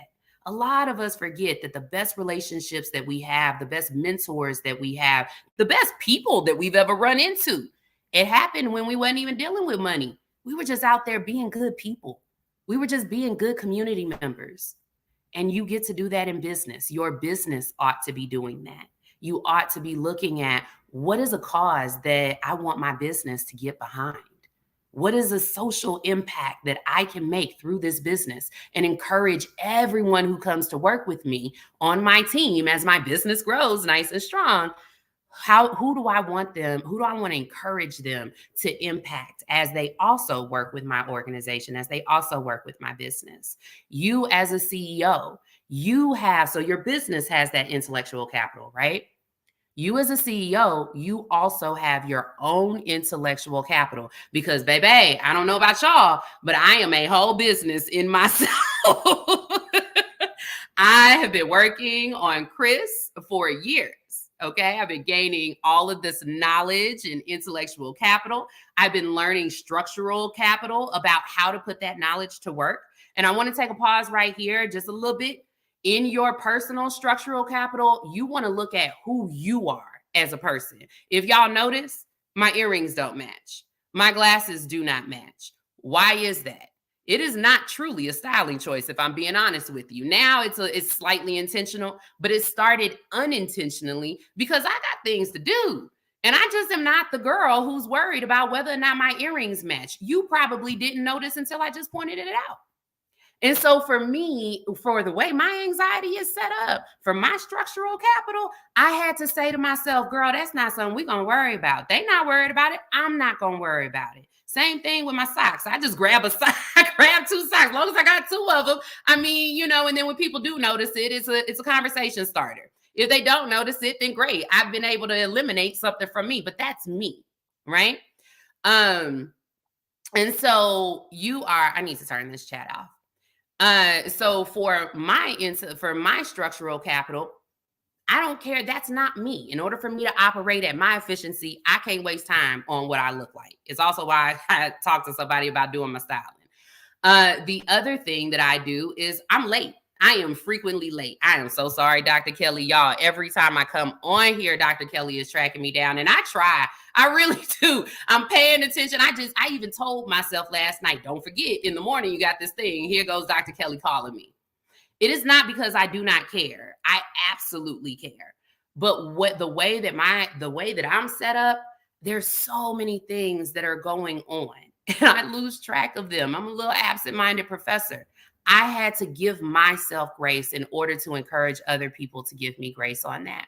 What I do on the other side of that, and that's what we have to do, that's what we have to also understand with our structural capital. It is important to build processes that are authentic to who you are, who you uniquely are as a CEO. However, we have to understand that we operate in a world with other people, and there is a perception. So if I had showed up here and I didn't have anything to say and I was stumbling over my words and I didn't have, any clue and I looked top left and sideways, Dr. Kelly ain't calling me back because that's further just like this girl ain't got her stuff together. But I make sure because I know where I am going to fall down. I know me. You got to get to know you. I know me. I'm going to fall down on time. I try. I really do try. Y'all should look up this meme by a reel that I saw the other day by J-Lo. She was like, I'm not late, like where I mess everything up. Like I'm not late. I'm just kind of, not on time. And I so feel that. That's who I am. But in exchange for the people who work with me, giving me some grace in my absent-minded professionalness, I make sure that I make them look good. I make sure that when I show up, I show up. And like J-Lo said, I'll never hold anything up. Okay? And so your third bucket is your relational capital as a CEO. As a CEO, you should be earning good grace. I know we don't want to be out here working for free, and I strongly encourage you to put very serious limitations and boundaries surrounding what your free time looks like. But it can't be no free time. It just cannot. You can't earn goodwill that way. One of the ways that I got into getting prepared for speaking engagements, I knew when I was in college that at some point I was going to have to be a speaker. I didn't accept it back then, but I did accept it 3 years ago. And 3 years ago, when I fully accepted it, I had a business connection who was coming through town. And I just hit her up and I said, hey girl, do you need anything? Can I help you out? And she said, oh man, you know what? I'm so glad that you asked. I really need somebody to come down here and take some pictures because no one, I didn't get to travel with somebody this time. And I would really like to document this one because it was an important speaking engagement for her. So here I go. Sure, no problem. I show up and I'm just attending the event to take pictures for her, right? At the same time, I'm earning human capital. I'm learning expertise. She was the one who told me, get outfits top to bottom, jewelry included. Now, I still hadn't done it, but I know I need to, right? Because you never know when a speaking engagement is going to come up. Case in point, this morning, I did not sleep last night. So when Dr. Kelly called, I'm like, oh, snap, I gotta go. So I have 2 pieces that my lovely stylist put together that are sitting there. Okay, I'm gonna throw those on real quick, right? And at least I'm able to show up as myself and looking presentable for you guys. And so I learned that working with, her name is Quinn Conyers. You should look her up. She's so awesome. So Quinn Conyers is like doing her thing. I'm just along for the ride. She's kind of, just talking about what she does because everyone loves what they do. So we're going to naturally tell you about what we do. And we're going to unintentionally, not because we're trying to keep it a secret, but because you're just talking about what you do. And if someone's listening, they're going to get some tips, right? So here I am, I'm getting those tips. At the same time, I was earning goodwill with her. I've not cashed in any chips. I'm not that type of person. And I don't suggest that you be that person either. Don't be sitting there counting up points. I did 10 things. I was over there with them for free for an hour. And so they owe me. Like, don't do all of that. That's bad karma. However, I do know that I earned goodwill with her. That goodwill, how it will show up later on, I don't know. We hadn't gotten there. That's just not something that we've done. But one that did get somewhere was with my first state contract last year. I got my first state contract because I happened to be just out and just talking to people. I had already built a relationship with a woman who works at Texas Women's University. Her name is Kimberly Nilsson. She is amazing. If you're in the state of Texas, know that Texas Women's University has free advising for any business women in the entire state. I'm trying to work it out to do the same thing. So, catchchris.com, follow me. But either way, I run into Kimberly. She tells me that they are looking for an advisor. They desperately need someone who would be willing to go to the middle of nowhere, Texas for 3 months and also do advising for any businesswoman in the state of Texas. And she wasn't asking me to do it. She was just talking to me. I wasn't looking for anything. I was just talking to her. And I told her, I said, you know what? If you need, I don't mind going, and she's like, oh, well, it's not a big contract. It's a pretty small contract. That's fine. I get to go out and go help these business women. I get to go teach them intellectual capital. I get to go teach them stuff in a way that they can receive, something that I didn't get. I had to learn all that I know. Ooh, it has been a journey. I had to track that stuff down. If not for my journalism life, I ain't gonna lie to you. I'd probably be still broke and hungry. And I'm not too far removed from that. 2.5 years ago, I was technically homeless, right? But I wasn't looking for money. All I was looking for was to be a helping hand to both Kimberly and the ladies that I could be a helping hand to. When I tell y'all I put in that proposal, not only did I win it because it was competitive, there were other people who bid. Not only did I win it, but I won it at 3 times the amount that was originally talked about. What? Look how God worked. And so today, can y'all give me a time check? I didn't clock my time. So today, what I want to leave y'all with is to always chase intellectual capital. Don't chase the money. The money ain't there. Hello, Grant. Man, I'm just listening to you. This has been wonderful. Great. I'm glad you enjoy. Oh, no, I want my young, especially in the age group that you are in, and what you do and the intellectual capital you have gained through experience is wonderful. Because everyone thinks, oh, I'll just start a business. No problem. I'll just throw up a website and I'll get social media and do some ads and marketing and I'm done. And then I'm rich. Ready to land. What's that? You said you wish? I said that then they're like, oh, and then I'll be rich. I get 1,000 followers, I'm gonna be rich. Yeah. You know, Grant, one of the things that I tell my entrepreneurs is Rockefeller didn't have social media last I checked.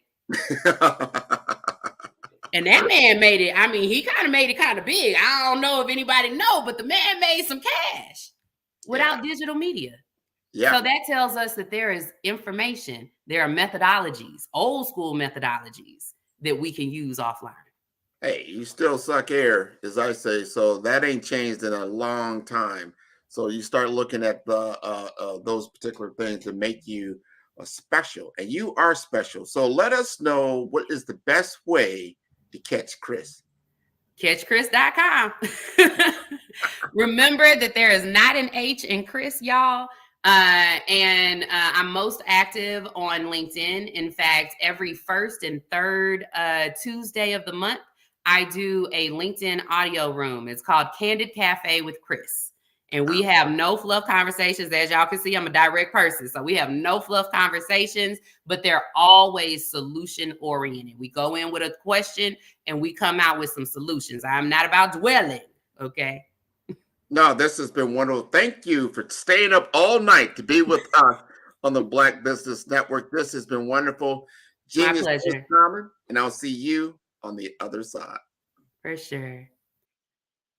That was wonderful. The Black Business Expo's mission is to raise funds for high school seniors going to college or K through 12 entrepreneurs. This expo is a fundraiser for students. You may go to www.blackbusinessexpousa.com to donate to the scholarship fund. You can use the Cash App that's on below. Look at the screen. That's $USA. Our goal is to give laptops and up to $5,000 to 10 students. You can register online at www.blackbusinessexpousa.com. Every dollar counts. So we want to remind you to donate to the scholarship fund. And we want to thank our Black Business Expo USA sponsors for January 2024.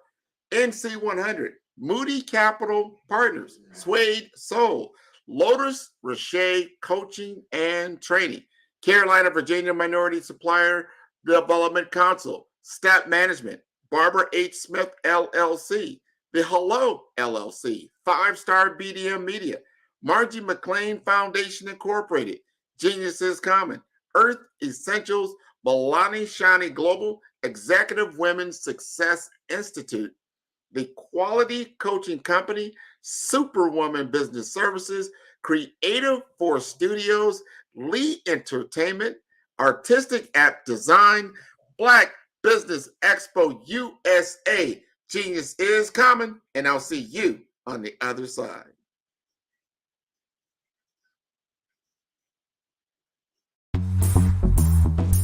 Attention all entrepreneurs and companies. Are you looking for reliable and efficient virtual assistants and back office support to help you manage your business tasks? Look no further than Superwoman Business Services. Our team of virtual assistants provides a full range of administrative support services, including operations management, social media marketing, and much more. We also offer website design services to help you create a professional online presence that reflects your unique brand. In addition to administrative support and website design, we offer business development and structuring services to help you grow your business and achieve your goals. We'll work closely with you to identify areas of improvement and develop a customized plan to help you reach your full potential. At Superwoman Business Services, we understand that running a business can be overwhelming and time-consuming. That's why we're here to help you fly high and achieve success. Our virtual assistants are highly skilled, experienced, and dedicated to providing you with the support you need to thrive. Come fly with us and take your business to new heights. Let us help you become the superhero entrepreneur you are meant to be.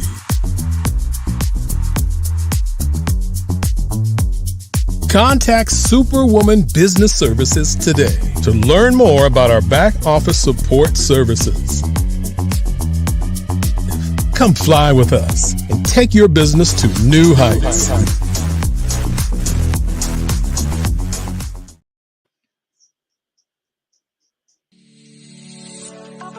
Did you know that our black dollar only lasts for 6 hours in our community? Yet other communities, their dollars last for 19 to 30 days.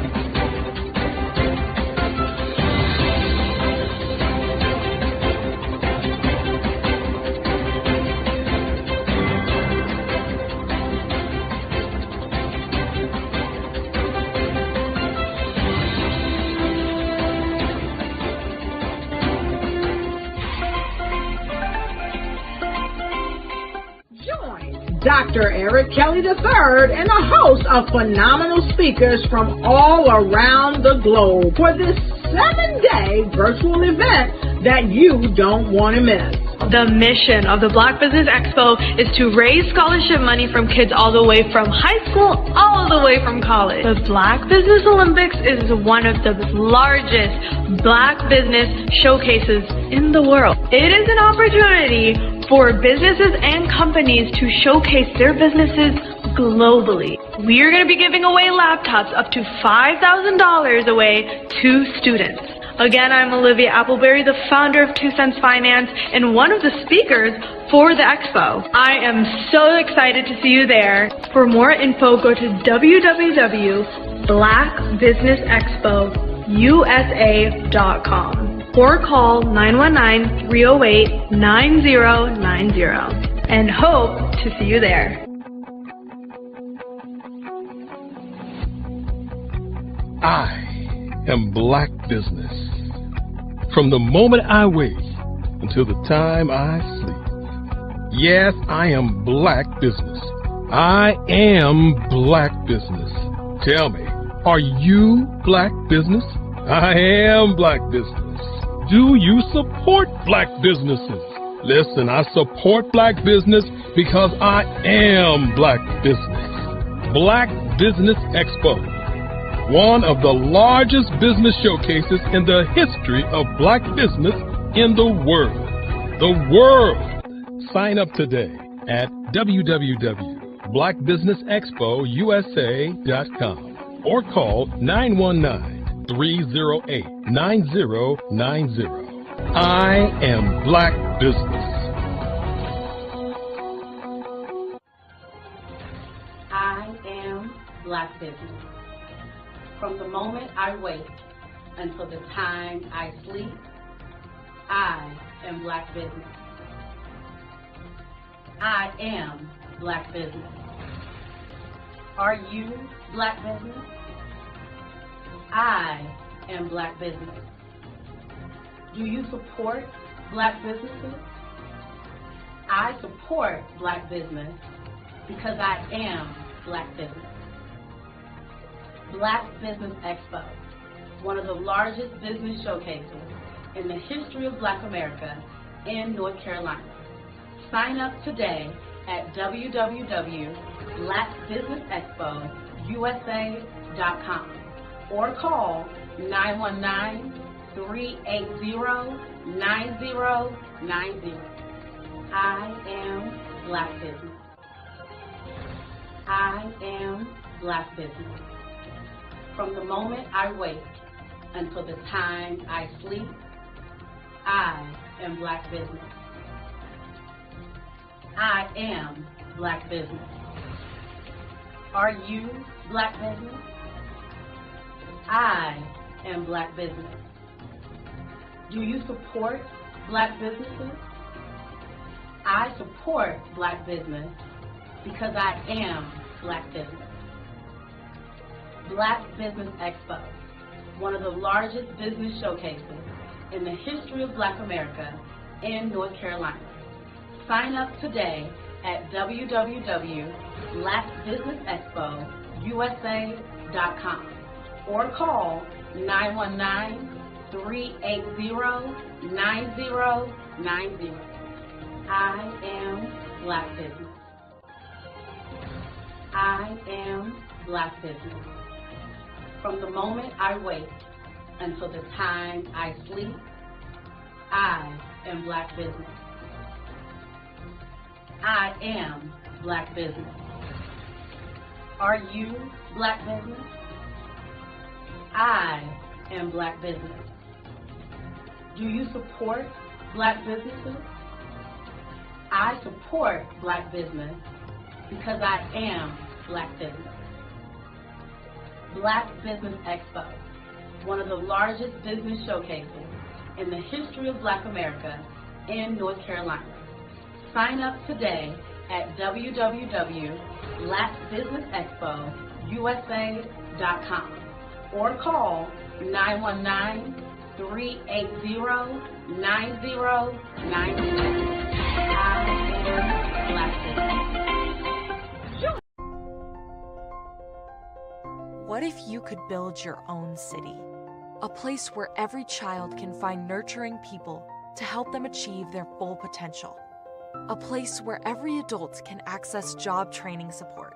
Where health education is abundant. Where social justice ruled the land. A place without limitations. Welcome. You have arrived at STEM City, USA. It is what every city should be. A safe and trusted community where you find people and resources to help you become everything you are and beyond. STEM City is unlike anything you have ever experienced. It is a digital twin of the world around you, only better.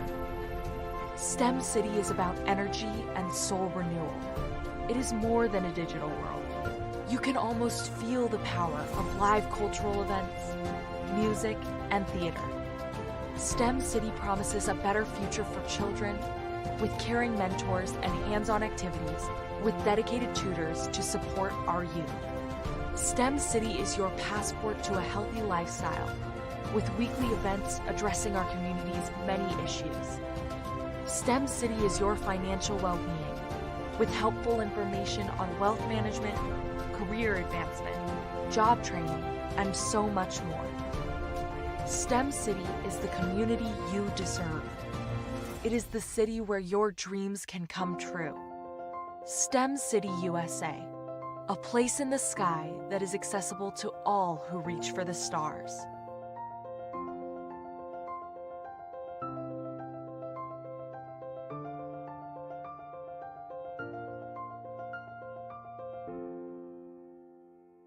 I'd like you to imagine with me, if you will, opening an app where you can collaborate with like-minded individuals from around the world, get inspiration and in-app tools to launch and grow your business, as well as share your knowledge and earn compensation, all in one app. Well, the name of that app is Truso, short for Truly Social. Hi, I'm Matthew Newman, the founder and CEO of Truso. A new concept in social media, Truso is designed from the ground up to be a platform that's both social and empowering for all its users. How exactly do we do that? I'm glad you asked. First, Truso brings the world together via video. Psychologists assert that video provides a significantly more effective connection than audio only. When you enter a community on Truso, you're face to face. Second, on Truso, you don't have to have 1 million followers to monetize. Our business model allows all hosts and moderators to monetize, no matter the size of your following, by 1, producing fee-based content, and 2, inviting others to join the platform as subscribers. Even more, Truso has an in-app resource library with over 100 free resources, forms, and documents to help you build your brand and grow your business. Third, Truso is inclusive. The deaf and hard of hearing communities make up 360 million people worldwide. Unlike audio-only apps, Truso embraces this community, providing a networking platform that allows them to participate via video and closed captioning. We even have a deaf and hard of hearing foundation in the works as well. Fourth, Trousseau is both social and safe. We refer to Trousseau as a virtual extension of the beauty shop, barbershop, and brainchild of the community. A place where there's laughter, along with wisdom, growth-oriented conversation, and genuine connections in a safe space. Trousseau even has proprietary security to ensure we maintain a safe environment for everyone. Where are we at now? Trousseau is live, y'all. We've launched in beta and we're acquiring users daily. We have an incredible development and marketing team, plus amazing celebrity influencers at the table, helping us spread the word around the globe, beginning within the African diaspora and beyond by creating a safe space for growth, connection, and collaboration. We're truly excited about Trousseau. We've created something special for which there is a global market. And we invite you to embark on this journey with us as a shareholder. The future for Trousseau is truly bright. Join us and let's go there together.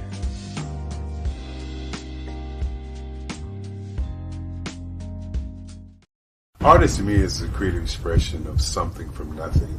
You know, it explodes onto the canvas, or it explodes on in my work. One of the things that I try to do more than anything is I try to just give the lines and the movements and emotions and expressions into what I do. Art really means to me a chance to express how I feel deep down inside. Most of my art begins as a thought that I might have, you know, whether it's sports, whether it's history, whether it's a woman or a man. It pretty much starts as an idea of thought before I get into the actual image of what I'm going to draw. I do a lot of historical pieces. I was a history minor in college, and I love to do history pieces. And a lot of times I'm thinking about history, and then I try to make that history impact you as you look at it. That's one of the reasons I do pictures so large. You know, people ask me, why do I do the pictures so big? And I tell them, I want the piece to impact them as they're looking at it. To kind of dominate them, dominate their space. And most of my pieces I try to do off page. I don't try to do anything that's going to be in those four corners or in a square. And I want your imagination to be a part of the piece that you're looking at. I was born in a little village on the island of Haiti. Many deadly diseases pounded me. It is as if they were on a mission to end my existence on this earth. I refused to give up.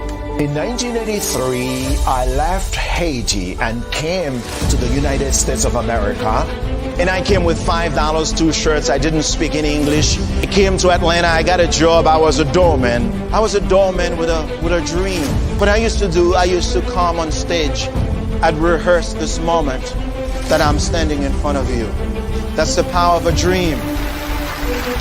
Maybe today is the day you begin acting as if you already have it. And then step out with full force. Take a risk. No condition is permanent. Don't let your situation distract you. You are chosen. You are called. You are born for a purpose in this life.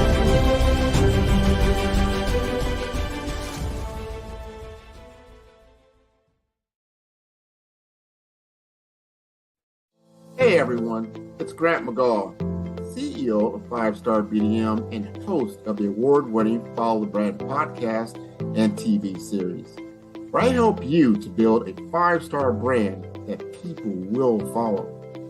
My genius is personal brand development through intelligent communication and helping you achieve your business and career goals. I am a requested speaker on digital technology and brand development issues. I want to work with you to increase the value of your current opportunities while attracting new ones. Every one of you is unique, and we all share challenges that can be addressed through smart branding. As a super connector, I work with you as an executive coach to guide you along the complicated business and career development road, providing the enhancement tools and information you need to succeed. Together, I will help you succeed in today's challenging business climate. I will evaluate and measure your progress. Best of all, I am right alongside you every step of the way. Build the brand called you. Genius is coming.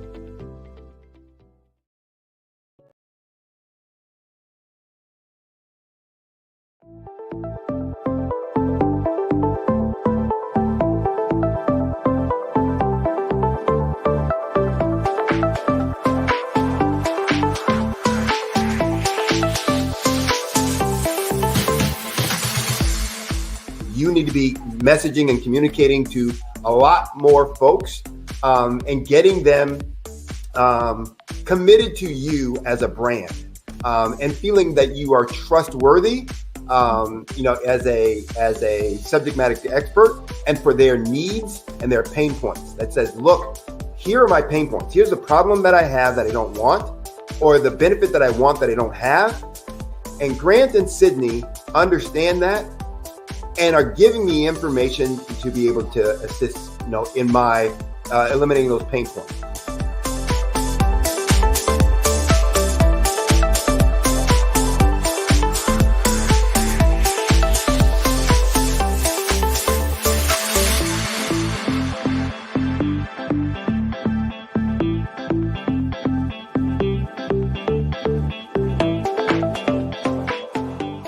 You're going to get a lot out of this workshop.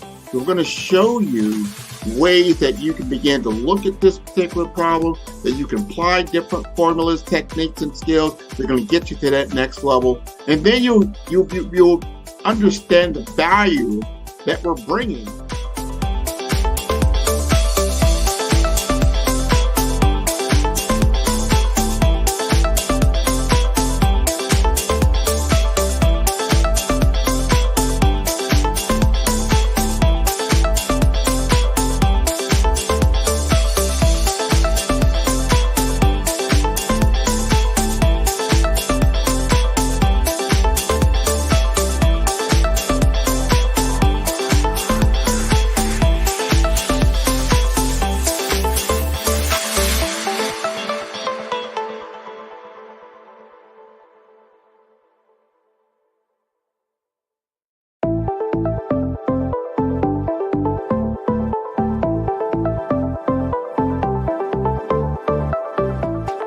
Five-Star BDM, Brand Development Masters, is a professional consulting and advisory group keenly focused on business development services for the small to mid-sized business and entrepreneurs.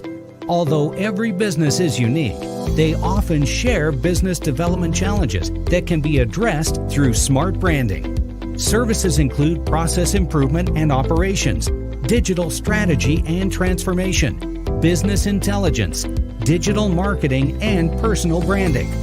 Our business and personal branding company has helped a number of professionals and organizations to optimize and grow. This results in more business, more opportunities, better reach, positive outcomes.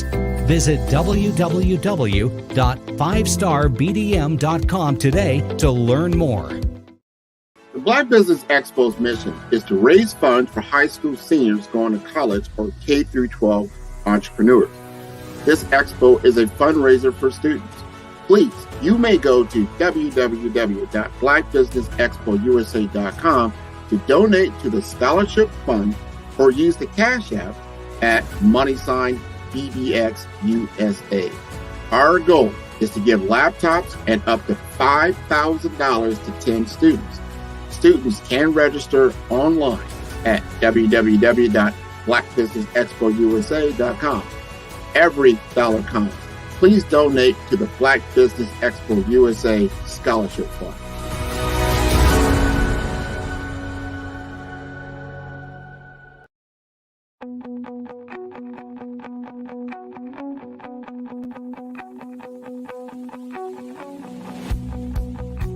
I am Black business.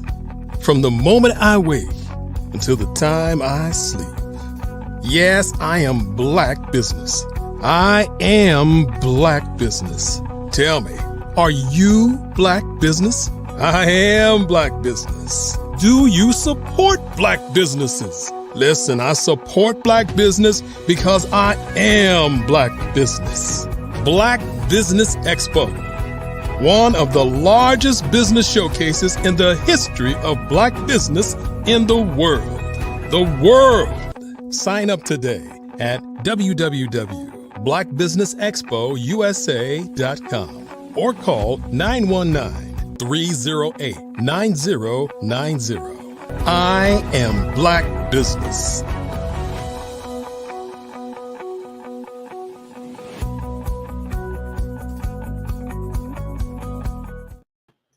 Good morning, good morning, good morning, business owners, entrepreneurs, thought leaders, and corporations. Welcome to the Black Business Network. My name is Grant McGaugh, CEO of 5-Star BDM and host of the award-winning Follow the Brand podcast and TV series. I am your business moderator for this morning on the Black Business Network. The Black Business Network is a 24-hour business network showcasing Black businesses, business owners, entrepreneurs, and thought leaders worldwide. We have speakers from North Carolina, London, Singapore, Africa, Japan, and cities all over the United States. The Black Business Network is a global community sharing its business knowledge to empower, inspire, and educate businesses about business. Now, it's time to introduce our next speaker, remarkably, Coach Melvina Ford. Melvina is not just an author, but a beacon of hope and healing for women everywhere. Her books, What the Hell, A Life Testimony, and What the Hell, Her Rise from the Ashes, encapsulate her journey and the transformative power of resilience. Melvina specializes in life coaching, health, wellness, and spiritual healing, offering a sanctuary for women to find balance, release, and rejuvenation. Understanding the pressures women face in juggling multiple roles, she provides holistic approaches to foster emotional and mental well-being. Melvina's personal journey of overcoming struggles is a testament to her strength and empathy.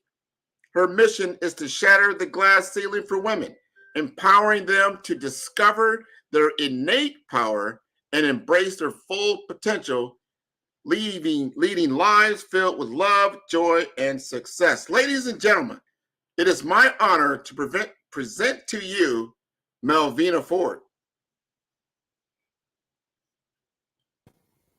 Hi, how are you doing? And there she is. How are you? I'm wonderful. Thank you for having me on. It's great to be here. Thank you for joining us. This is going to be wonderful. Genius is coming, and I'll see you on the other side. Hi, everyone. It is a pleasure to be here. And after that wonderful introduction, I'm like, is that talking about me? But yes, it is.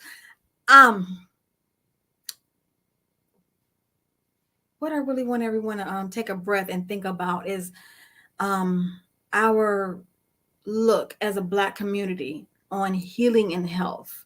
We depend on the doctors to give us a prescription. We look at them to diagnose a lot of things for us. You know, we think that's the one-stop shop. That's where we're supposed to go all the time, but we forget who we are innately inside and the inner healing and power that we have within. So talking about breath work and talking about touch therapy is something foreign to a lot of the Black community. Some people, don't get me wrong now, it's starting to become more well known, but if you were to look at percentages, the percentages are really low. And we are really trying to expound on that and get everyone to understand what it's about. But before I dive deep into this, I just want you all to understand, when we hear certain words as therapy, or we hear certain words as healing, or therapist, or doctor, psychologist, psychiatrist, those words are like, connotations put on a negative content. I'm that crazy. There's nothing wrong with me. So I'm going to give you my story initially before I jump into this, and you'll understand why I've taken on this story. I'm not going to go too much into it, but I'm going to give you enough so you'll have enough to grip onto, because this is my journey to put me here. And I want you to understand that we all have a certain journey and we all carrying something. So if you were to look at, I'm just going to go to the place where I was in my life, where I was suicidal, seriously. And I went to a psych ward from taking pills. And in the psych ward, they don't look at you as a human. So that's the one thing as a Black community, we're consistently fighting for. We want the same acknowledgement as any other race, background, or whatever you want to, call it. We want that same acknowledgement. We want to be recognized as a human being, as an equal. We want that. I think all of us do, no matter what race we are. But so going into a psych ward, the doctors are looking at you kind of strange anyway. And everything is basically a number or a situation, a sickness, and they're not looking at the person. So no one's really looking at, how did this person get here? Okay, we see the symptoms, so let's just hurry up and give them pills and send them on their way. And we're not looking deeper into why. And when a person's in that fight or flight mode, which a lot of us are consistently in that mode, and we don't even know it. We don't even understand it. And we're carrying sicknesses and symptoms from childhood, from young adult, from our parents, which a lot of us do not understand. We're carrying a lot of those traumas from our parents that haven't been healed from them. And that's where the generational cycle continues. We don't understand. We really need to dive deep into that. So I was in this psych ward, and the doctor's like, well, they're asking you what's wrong and what got you here. And before you could really be diagnosed as far as anything else, they're already ready to give you pills. They're it's like, it's your fault. It's this you knew better than this. Okay, well, that's not helping me, because most people, when you're going to the doctor or you're going to a psychiatrist or whatever, okay, I realize the reason that I'm here, help me get out of it. And that's not what I was receiving. I was receiving, do you want a pill to take for the anxiety? No. And I had to go to the point where I had to reverse everything. I'm like, there's got to be a better way to do this, because this is not it. And I faked myself through it. I literally faked myself through getting out of there. So I was in there at 2:30 in the morning from the hospital after taking pills. And I got out at 2:30 the next afternoon, 12 hours. And the funny thing about this is, let me tell you, is when you are in the psych ward, you have, and this may sound a little strange, you have a lot more sane people in there than you think. They will let you think they're crazy. They're not. There was a woman in there, and she told me verbatim, and I couldn't believe how she played it. This is exactly what you say. This is exactly what you do. Now, I was in a depressed mode. I wasn't psychotic or anything, but I was depressed, heavily depressed from what I had been through. This is what you do. This is what you say. So we had to go into this room, and they have us, like a community room where all the patients are there, and we sit there and we talk, and we go through the serenity prayer, and we talk about issues, or how are you feeling today? Are you feeling better? Da, da, da, da. So the minute before we had this young lady told me this. So we get into the room, we're with the coaches or whatever, or the counselors. And all of a sudden, when it gets to her, she goes from this smart, intelligent woman to this, it's like she's talking to someone in the sky. And I'm sitting here because I'm just stunned, looking at this whole situation like, this is not happening. And I'm watching her. I'm like, wait a minute. she is not crazy. And I'm in my head, but I have to play straight face because I don't want anyone to know. I know that what she just told me. And so we go through the meeting and they're like, yeah, we know you're playing this game. And she's just still playing, out of it. And then once the meeting is over and they leave out and we go back to our normal whatever activities, she's like, didn't I tell you? And I was like, so I knew then the psych ward was not something that I needed to go through. Now, am I condemning it? No. What I'm saying is it's not for everyone. And I'm getting to breath work and touch therapy, but I knew at that point I didn't need to be in there. So I needed to play the game. And this is very sad when you're coming around people who you think are supposed to help you.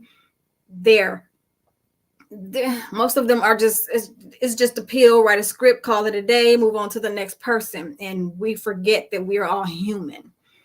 So I was able to get out of there at 2:30 that afternoon, still depressed, still upset, still going through whatever my process was over a 20-year healing process. So through the 20-year healing process, I basically did it all myself. It was self-healing, all of it. I learned everything book-wise about everything that I knew that I did afterwards. I went through a whole 12-step process of healing. It was like Alcohol Anonymous or Narcotics Anonymous. You go through the whole step process. You're in denial, you're angry, you're mad, you're blame placing, you're going through it all. I did. And it was a hard road. Eventually, I turned back into myself of finding out what was going on. So one thing that we don't want to do, we don't understand that a lot of our healing comes from within ourselves. A lot of us are in fight or flight mode, like I said earlier. And we feel like we can't go to a doctor because we're going to be judged. Hence my story earlier.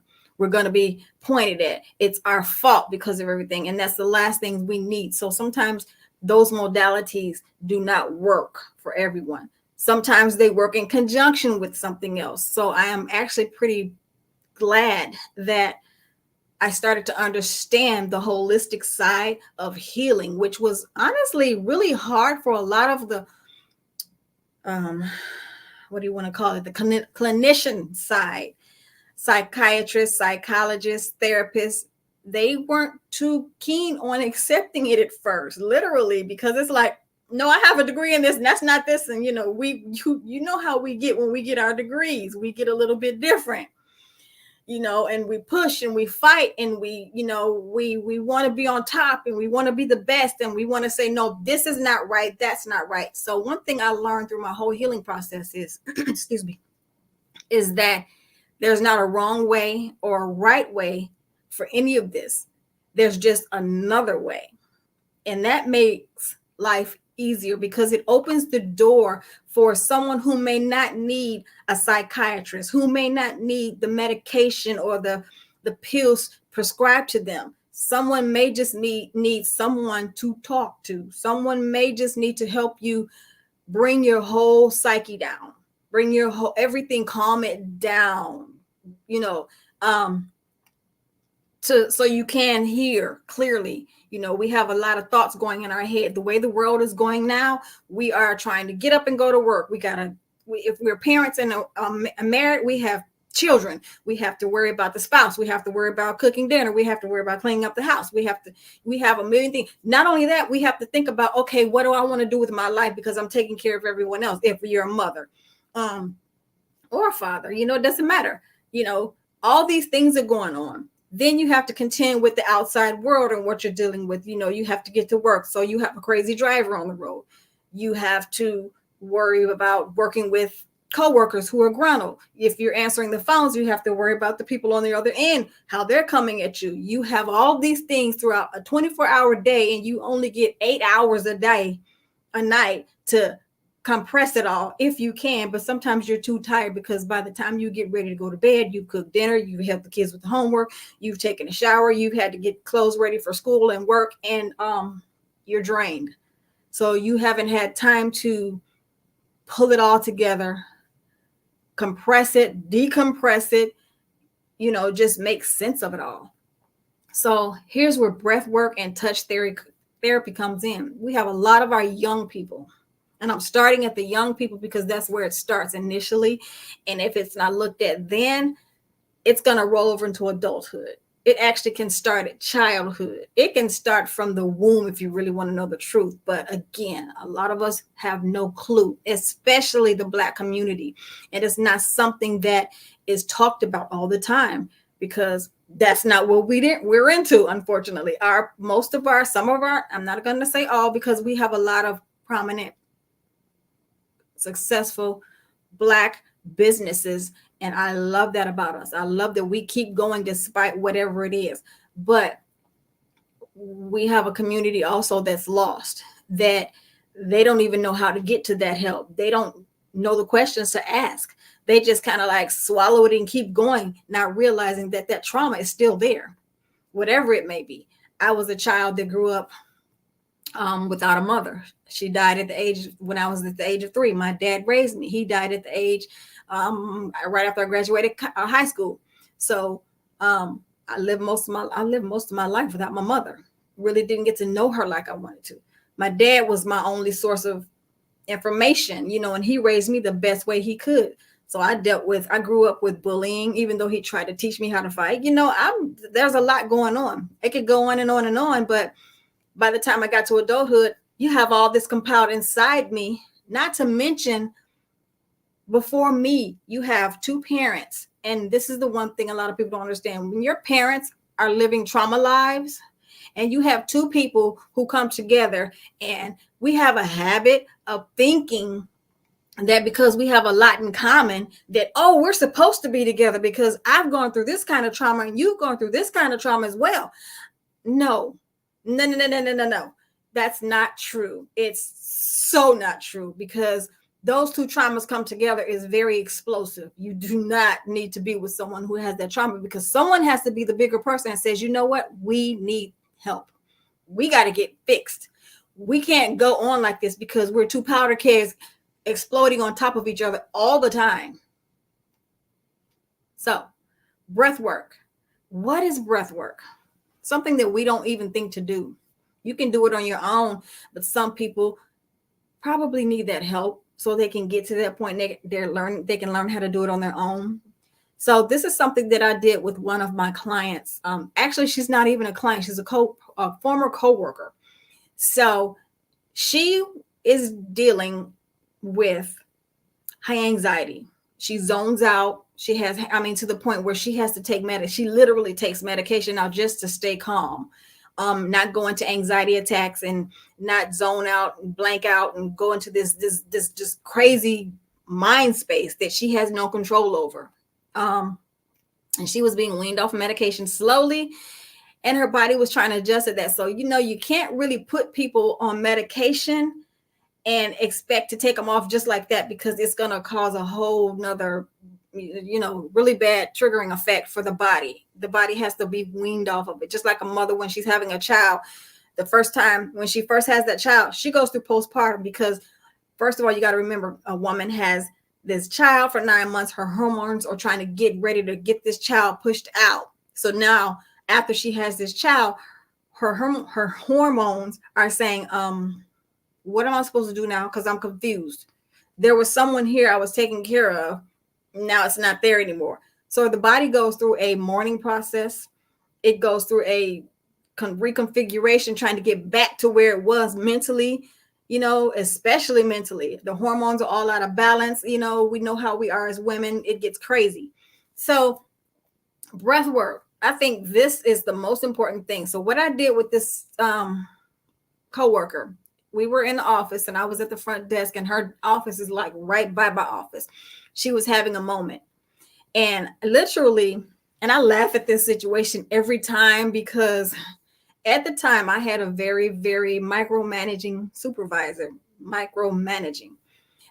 job was to be at the front desk and make sure I was at the desk for the doors and the phone.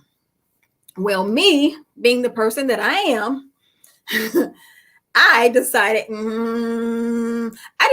it just happened. When you are in your normal way of being, and it's, You're just like second nature to you to be this type of person. You're walking in your journey, your course, your passion, whatever it is, and it's just there. And sometimes we don't realize it, but we're doing it. That's exactly what it was.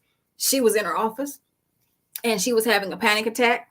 Now, mind you, I knew some of the things that she went through, but I had never, we never really had a deep discussion. And she kind of had an idea of what it was that I did. This one moment. Now, she was an intake worker. So she took in all the patients, signed them in, make sure all the paperwork was there for the residents and everything. Anyway, she has a panic attack. I'm supposed to be answering the phones in the door. The minute this happens, I jumped. It was like the desk, the phone, the front door did not matter anymore. I jumped up, grabbed her and said, let's go outside. And this is what I'm going to show you about breath work. She had so many things going on in her head. Now, mind you, that job was stressful, which didn't help. But yeah, that's exactly what was going on. Breath work. I took her outside.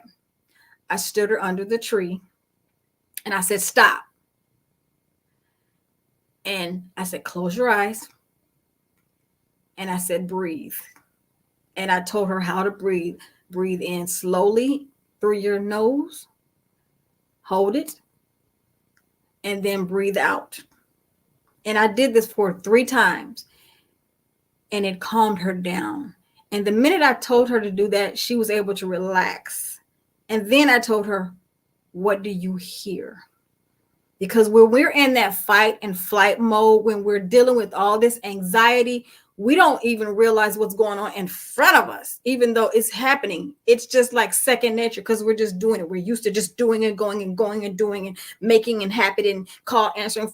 We're really not in that space. We're really not. So I had to show her how to stop and breathe and shut the noise out. One thing that I learned in breath work is when you're concentrating on breathing, you're not thinking about anything else because no thoughts are coming in. You're literally sitting there listening to your breathing.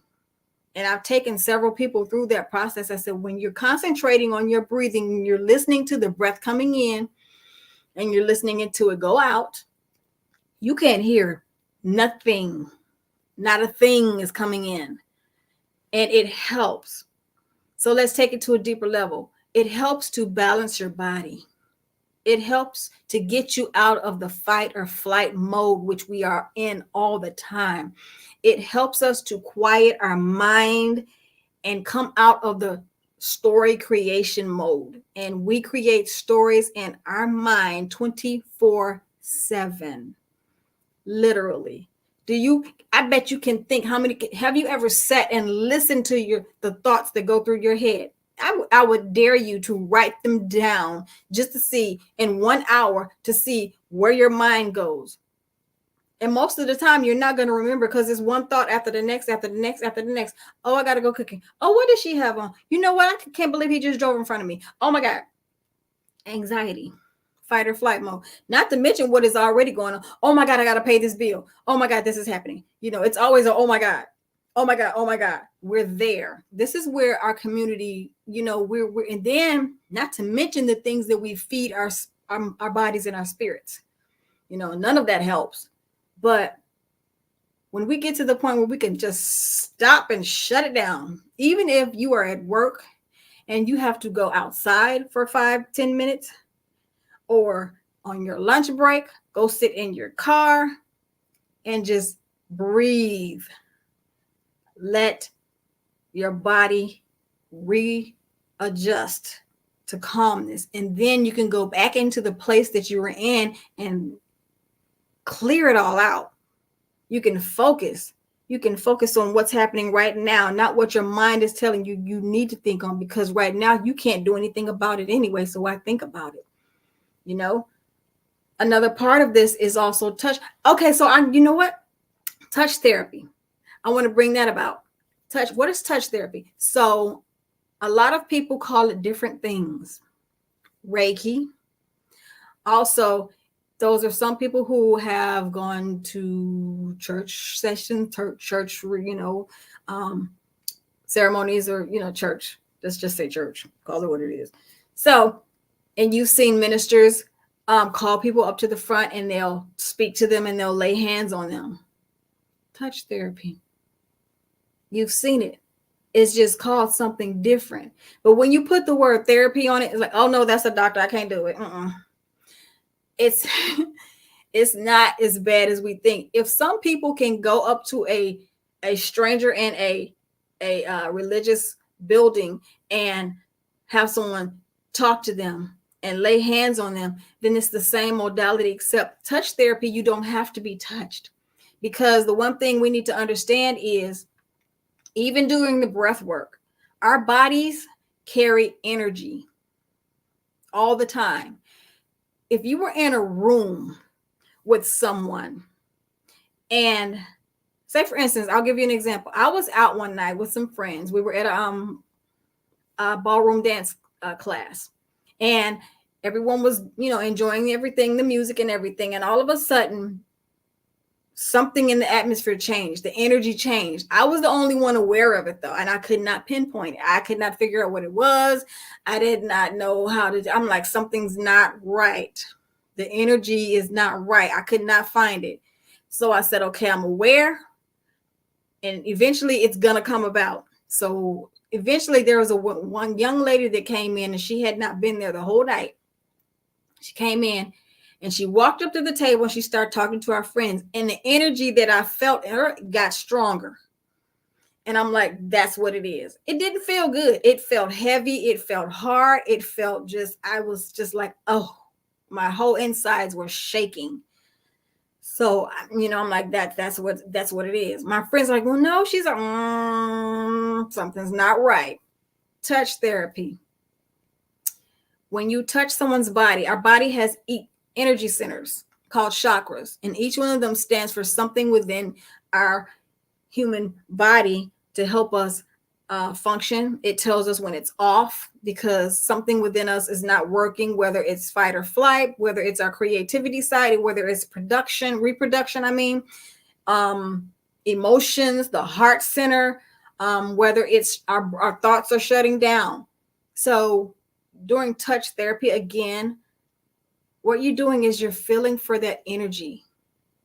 You can do it yourself, but some people don't know how. And it's easy to get that therapy from someone else and find out how to take care of it. It's scanned. Your body gets scanned, and you can feel a heat source. If that heat source is very strong, or it's cold, or even if, say, for instance, if you are in a certain spot and it's just really shaky, that energy tells you something. It's just like being around someone who their energy is off. Like I told you, when that woman came in the room, the whole energy in the room shifted. I was the only one that noticed it. And my whole inside shook, not outside. So you didn't know, but everything inside me, I'm like, something's not right there. This is where, when you go to therapy for touch therapy, they're here to help cleanse that area out, to push the negativity, the heaviness, the denseness that's causing your body to go into a fight or flight mode, or to help to reduce the stress and anxiety you're dealing with. It's also to help the natural healing process, because we are created as beings that can actually heal ourselves. And I know that sounds really, really crazy, though. We can heal ourselves. What? Yes, we can. Now, what I am going to say is, on the other side of that, if we don't know that we're sick, and we have, like, say, for instance, we'll say cancer. We'll use cancer. If you don't know you have it and you're in stage 4, okay, I can't say that your body's going to be able to pull you through that. But what I will say is, when you're in those type of modes and you're sick and your body's that far along, breath therapy and touch therapy can also still help you to maneuver through the whole process, because stress is never good for anyone at any type, any phase in life. Whether you're healthy, whether you're not healthy, it just makes it worse. If you notice that when you're in a stressful place in your life, heart palpitations, chest pains, acid reflux, the more we live in these type of spaces in our life, the more we cause more harm to our bodies, our minds. We get the migraine headaches. Cancer literally comes from a lot of this. We don't even realize. We say it's hereditary. Yeah, it could be, because a lot of the stress that person had previously that wasn't addressed, and that energy got stuck in the body, caused cancer cells. So now it's transferred onto a child, a newborn baby, who's carrying those same unhealed wounds.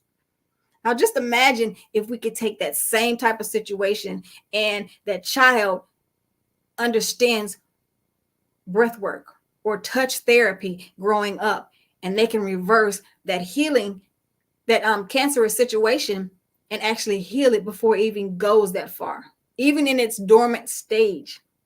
So when I say we have the capacity to heal ourselves, we have our capacity to control a lot of the things that we're actually bringing on into our life. We can. It can be done. We just have to believe. I've done it so many times with so many people, and it feels so good just to know that I did it myself for myself. I went through a whole traumatic situation, waking up in the middle of the nights, crying about past things that I had to deal with. And in order for us to even, for these two situations to work, we still have to go internal and find out, why is this happening to me? Because otherwise it's just an ending cycle. These are two modalities to help you move forward and be able to face some of those situations. But if you're just doing it just to be doing it for the moment, then you're not healing. We got to be serious about it. And again, I can't bring this around enough for our Black communities, because we have to be able and unafraid to step out of our comfort zones, step out of our bubbles that we've so locked ourselves in. Well, I'm safe right here, and this is all that I know, and this is, because someone else said it's good, so I'm going to stay here. I'm going to stay right here because, my mom said this is what I should do. My dad said this is what, my sisters and my cousins, well, the community says this. Okay, well, if they say jump off the bridge, the old saying, are you going to do it too? So who's going to be the catalyst to step out of their comfort zone? Matter of fact, this is not just an individual comfort zone now. It's become a community comfort zone. We're all in this community together. We're just going to all do this together, and this is how we're going to live together. No, we should not feel that way. We should be able to want to heal. I don't know anyone on this earth that has said when they were born, I think I'm just going to live a life in a bubble of stress and pain, and I'm going to accept it, and this is what it is. No one should accept it. It should not have to be accepted, because you are on this earth to live a full life, to live a happy life, to live a successful, prosperous life. But we have got to end some of the stereotypes that we've programmed ourselves to be in. We've accepted the status quo, and there's a way to step out of even that without having to do it in an angry mode, because even being angry and letting those is a part of stress.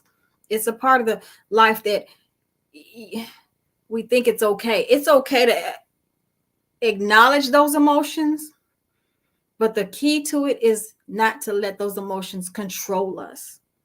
Find out why those emotions are there. Find out why that feeling is there. Find out why your body is responding the way it's responding. Find out why you're sick.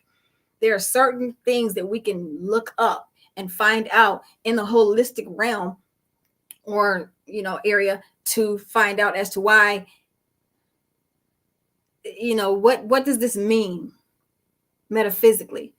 A lot of our emotions and things that we attach have something to do with maybe your heart, maybe your nervous system.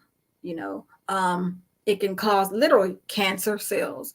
Who else? What else? Lupus. A lot of those things that, people thinking there's a way around it all. There's a way through it. There's a way to heal from it all. Even if you break a bone and you think it's not going to heal correctly. I've seen this. I've seen testimony of it. People who have usually used these breathing modalities and this touch therapy, it helps in so many areas to clear your mind so you can think straight and be able to not have to use pharmaceuticals all the time to just make it through the day. that should only be something temporary that you use until you can gain control and learn how to use these modalities to be able to function in life. We need to function correctly and clearly, but we've depended on so many other outside sources to help us, and we get stuck on them.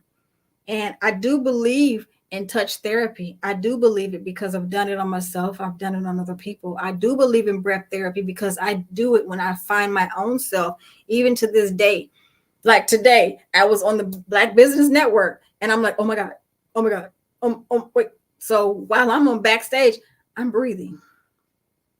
I'm asking myself, why do you feel this way?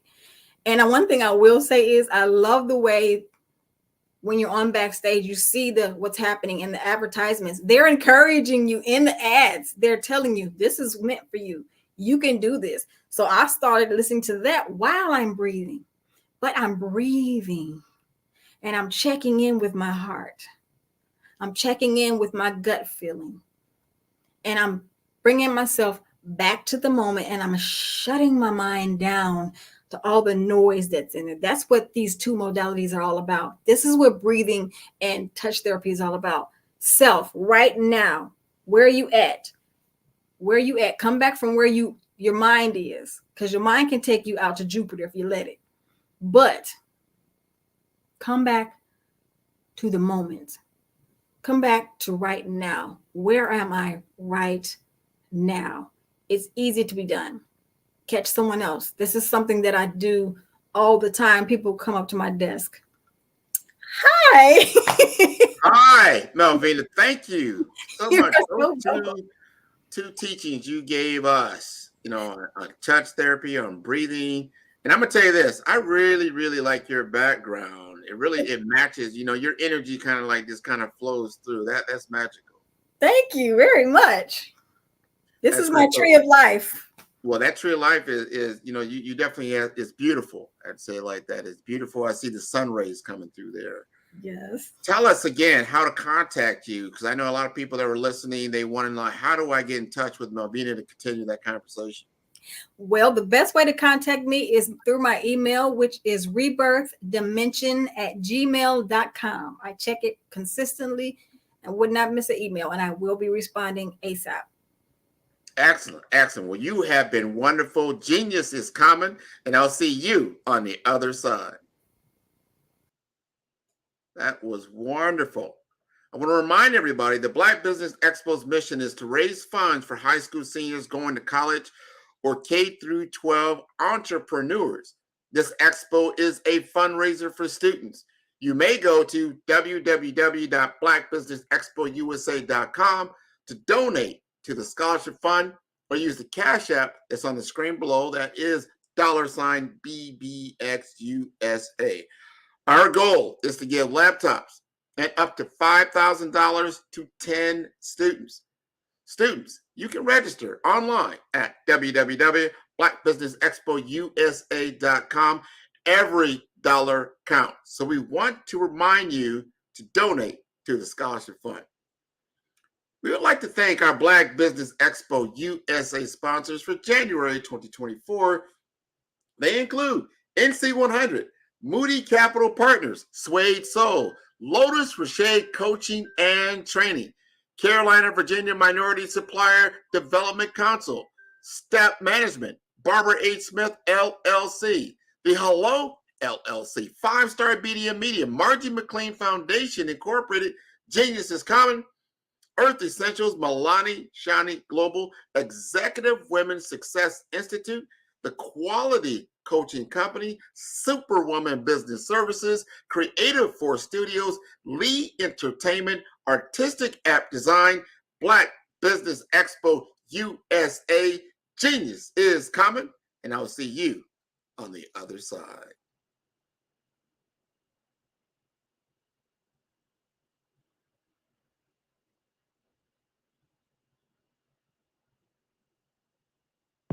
The Black Business Network and Black Business Olympics are essential platforms for Black business owners globally.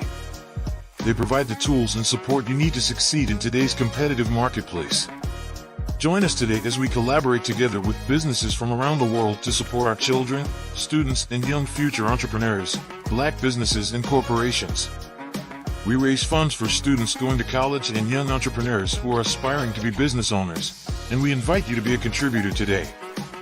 Visit the website www.blackbusinessexpousa.com to connect with and learn more about how the Black Business Network and Black Business Olympics can help you not only share your amazing business story to businesses, but also serve future generations. Hello, my name is David Jones, CEO and co-founder of the Hello LLC, where we help businesses build a culture, brand and experience, and leverage technology to pivot into Web3. Join the Black Business Network streaming live into Roku, Metaverse, STEM City, Black Multiverse Enterprises, Hulu, YouTube, iHeartRadio, Apple, Facebook, LinkedIn, Spotify, Twitch, and Google Podcasts. Tune in, turn on, and let's thrive.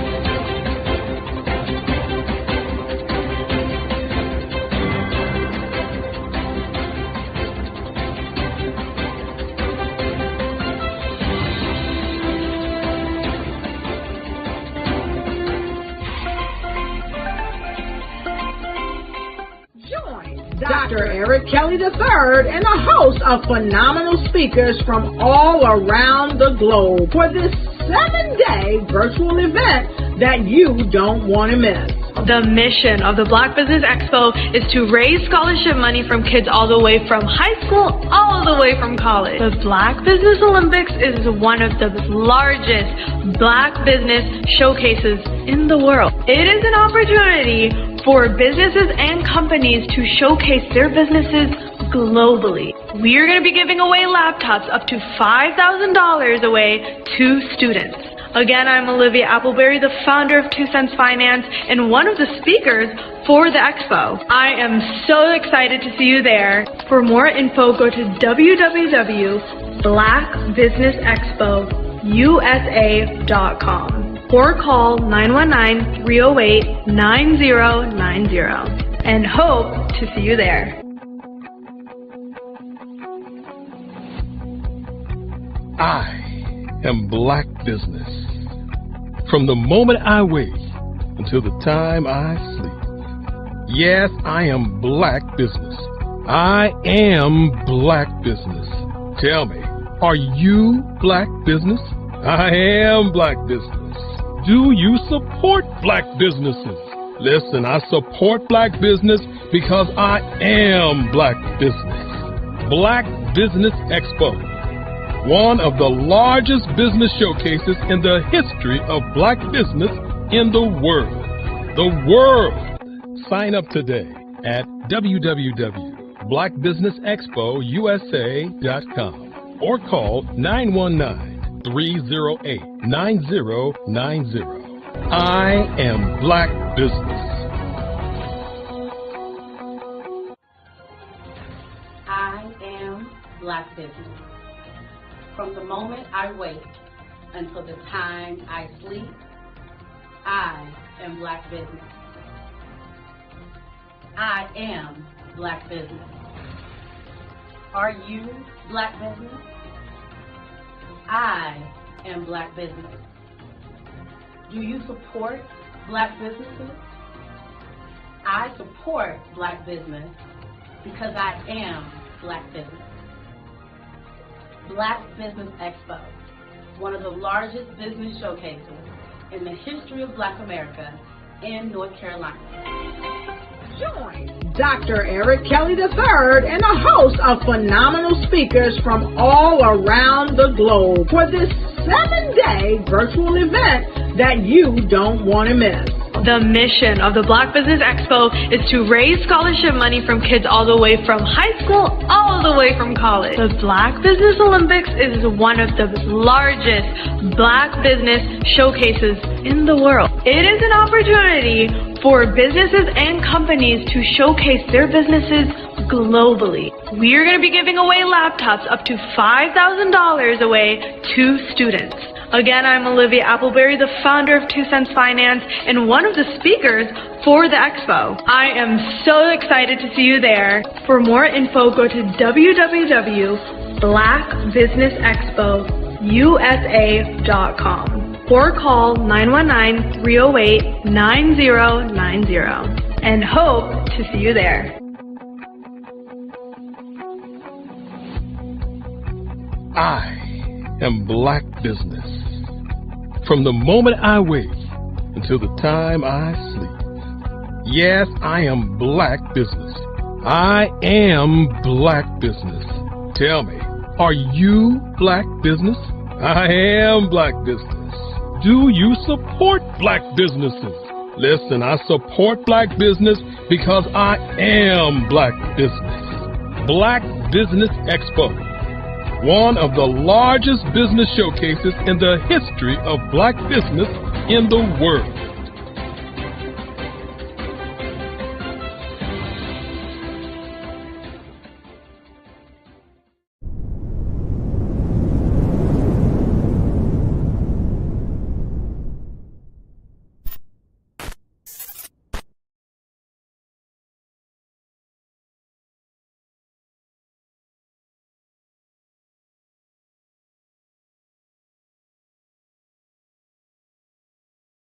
Artist to me is a creative expression of something from nothing. You know, it explodes onto the canvas, or it explodes on in my work. One of the things that I try to do more than anything is I try to just give the lines and the movements and emotions and expressions into what I do. Art really means to me a chance to express how I feel deep down inside.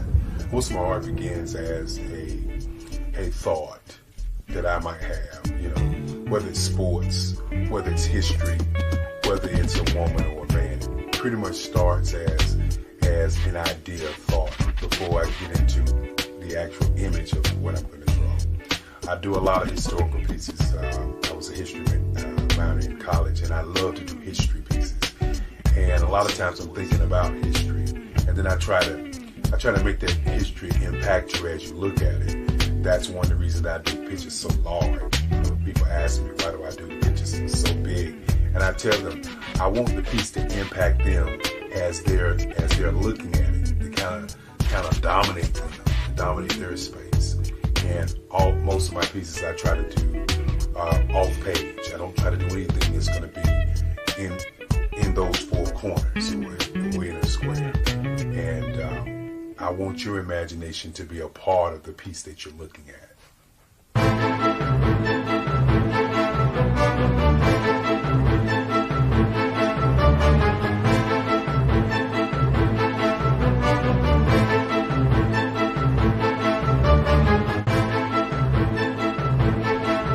The way I feel when I'm drawing, when I'm creating something, is I feel free.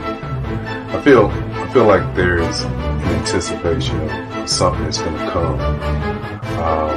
I try not to draw first. I try to draw second. And what I mean by that is I try to allow myself to kind of get into the piece and just relax. Sometimes I miss time. I'll draw 2-3 hours, sometimes 4 hours. And while I'm drawing, it's just a free. I just feel free. I mean, I feel like time stands still.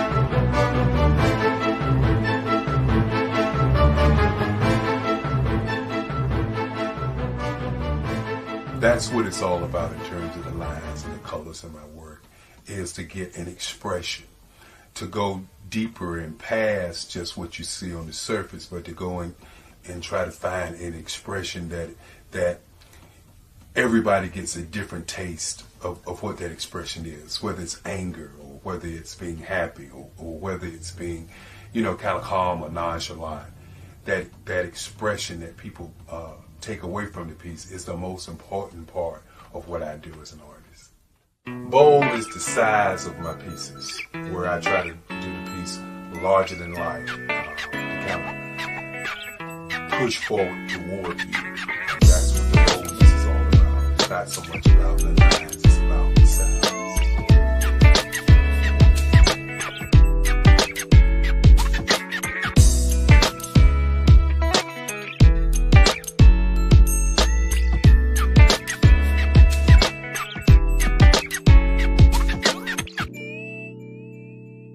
The Face of Change art show is inspired by my mother, but more importantly, it's a historical moment in time as the pieces depict different emotions and expressions of Barack Obama. The 44th president is indicative of the 44 pieces of art that I have done in this particular collection. When you begin to think about expressions and portraits, this is a portrait gallery of expressions of what transpired as Barack Obama ran for office. Some of the pictures are abstract and some are expressionistic. And I combine both of those forms of art to create this collection of art pieces.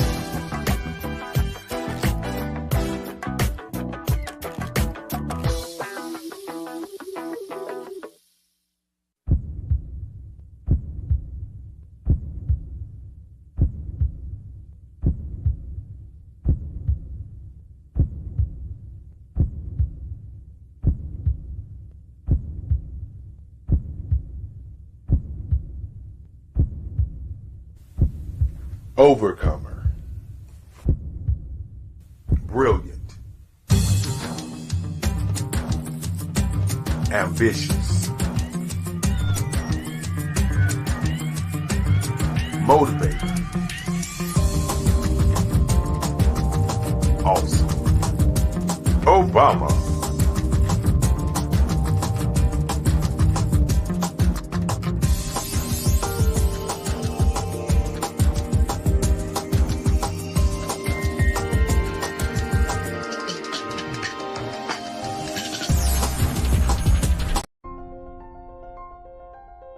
What if you could build your own city?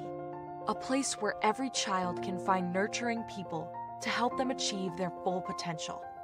A place where every adult can access job training support.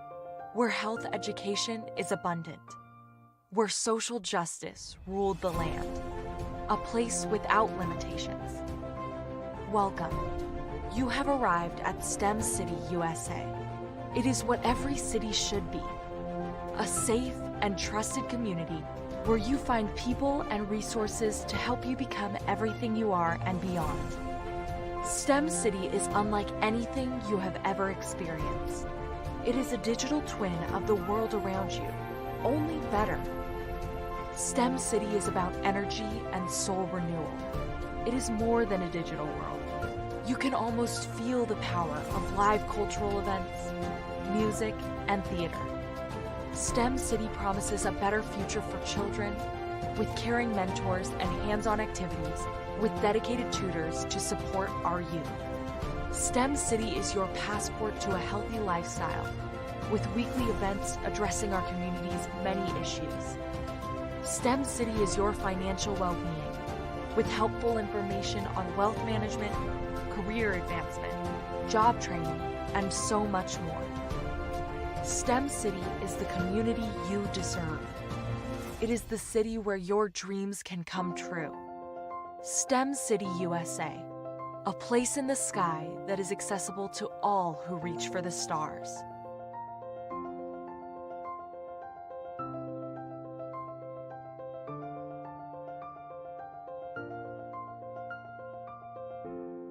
Over the past few years, we've seen the growth of existing and new initiatives focused on financial inclusion, building global networks, and reducing the wealth gap in response to the idea there's not enough seats at the table. Whether their outcomes are to increase the representation of Black executives on corporate boards, ensure an inclusive global economy, or to create new U.S.-African commercial pathways, the strategies are often carried out by separate programs. The question is, should they be? With the continent of Africa being home to more than half of the world's fastest growing economies, the youngest workforce, over 400 companies generating more than $1 billion annually, 700 generating more than $500 million annually that are poised for growth, and being the destination of nearly $5 billion in venture capital in 2021. Diversifying U.S. and Africa commercial engagement by building bridges between African businesses and their U.S. diaspora should begin being seen as mutually beneficial. From helping to reduce Africa's enormous capital gap to catalyzing two-way trade opportunities, the COVID-19 global pandemic hopefully has taught us that global challenges and opportunities are more interconnected than we thought. During the pandemic, African companies like Unicorn Flutterwave, insurance provider Reliance Health, ride-hailing app Yasir, and 54Gene, the continent's first bank of DNA on people of African descent, proved that when African companies have access to networks, capital, and information, they grow big, grow fast, and create solutions that are valuable to the world. This is why Be Direct was created. We are the first U.S.-based but African-centric board preparedness and board search company designed to connect U.S. Black talent and corporations to African businesses. Unique and fundamental to Be Direct's success is our process of helping board candidates adapt their experience and networks to an African context before they're connected to high-growth companies that are looking to locally and globally scale. From our focus groups with African business execs and government leaders, we don't ignore the sentiment that business is easy, but people are hard. Having a pool of board candidates with hard-to-access networks and extensive experience across the business lifecycle, including successfully raising capital, is table stakes for an initiative like this. So yes, we have that. But corporate or entrepreneurial success in the U.S. does not guarantee success in Africa. Developed alongside industry partners on the continent, our training program, Be Direct Prep, is designed to transpose their experience to create cultural comfort, understanding, and a commitment to helping businesses in Africa scale. Our board governance sessions are African, continental, and country-specific, integrated with cultural awareness and dexterity training, masterclasses led by African industry execs, and mentoring and coaching from African continental-based facilitators. But even more unique to Be Direct Prep, we cap off our training program with an immersion trip to help candidates that have not been to Africa before see and feel Africa's complexity and opportunity from African soil. We all know traditional network-based board placement has historically left a lot of us out of ever really being in the paid board pipeline. Our strategy supports the work of many great organizations that are successfully filling seats at U.S. board tables by creating more tables for those that are still left on the sideline. It's time to start seeing the role and value of U.S. Black talent and businesses on the continent of Africa differently. Old perceptions and habits limit economic inclusion. Let's transition Black talent and the African businesses they will support from the periphery of the global economy to its core. Living in a global lockdown, we all know now how fast local and global economies can change, and see the value of having businesses that hire, strengthen local value chains, and even grow globally. Status quo in any form holds back progress. We must democratize U.S.-Africa commercial engagement by socially and economically connecting cultures that have long been disconnected. It's time for Africa's U.S. diaspora to redefine their global value by helping African businesses scale continentally and globally.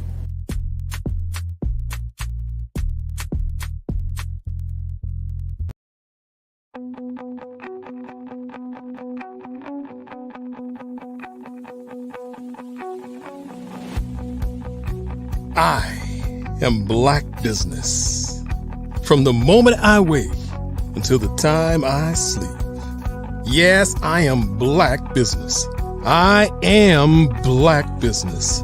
Tell me, are you Black business? I am Black business. Do you support Black businesses? Listen, I support Black business because I am Black business. Black Business Expo, one of the largest business showcases in the history of Black business in the world. The world! Sign up today at www.blackbusinessexpousa.com or call 919-308-9090. I am Black Business.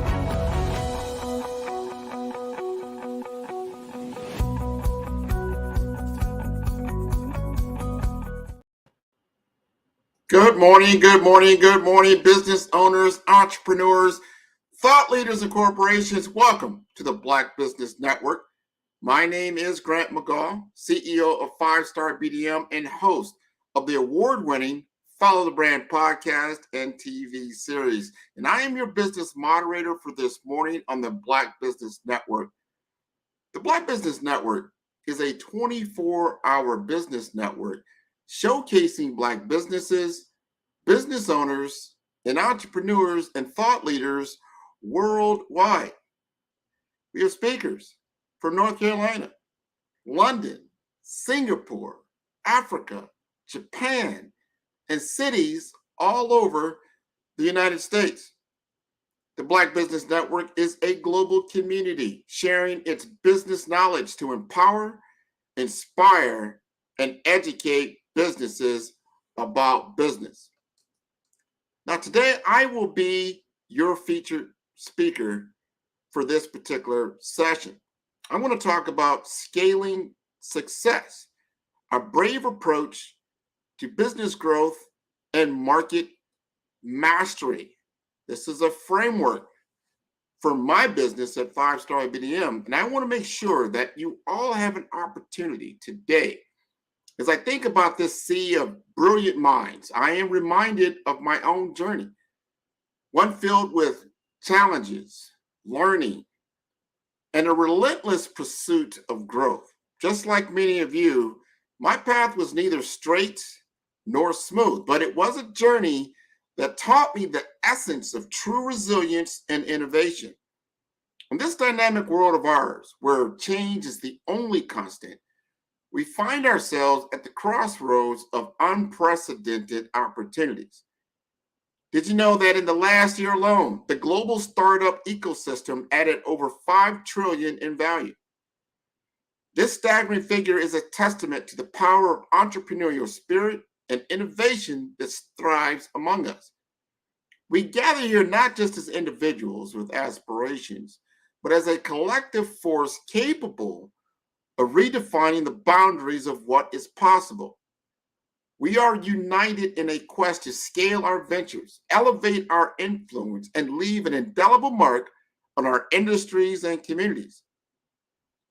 And it's in this spirit of collective ambition and individual tenacity that I introduce you to a transformative concept, a beacon that has guided my path and that I believe can illuminate yours. That is the Brave Brand Blueprint framework. This approach isn't merely a set of strategies. It is a process for success in an ever-evolving business landscape. And why brave, you ask? Because today's business world doesn't just require strategies, it demands courage. Brave stands for boldness, resilience, adaptability, vision, and engagement. It is a framework that champions the brave-hearted, those who dare to challenge the status quo, who adapt with agility, and who engage with an unwavering commitment. Whether you are at the dawn of your entrepreneurial journey or navigating the complexities of scaling your established venture, this framework is your ally. It is for the bold, the resilient, the visionary, and everyone who believes in the power of engagement. So let's embark on this enlightening journey together. Allow me to walk you through each aspect of Brave, sharing not just strategies, but stories of triumph, setbacks, and the relentless pursuit of excellence. A journey where not only we strive to achieve our business goals, but also inspire and empower each other to reach new heights.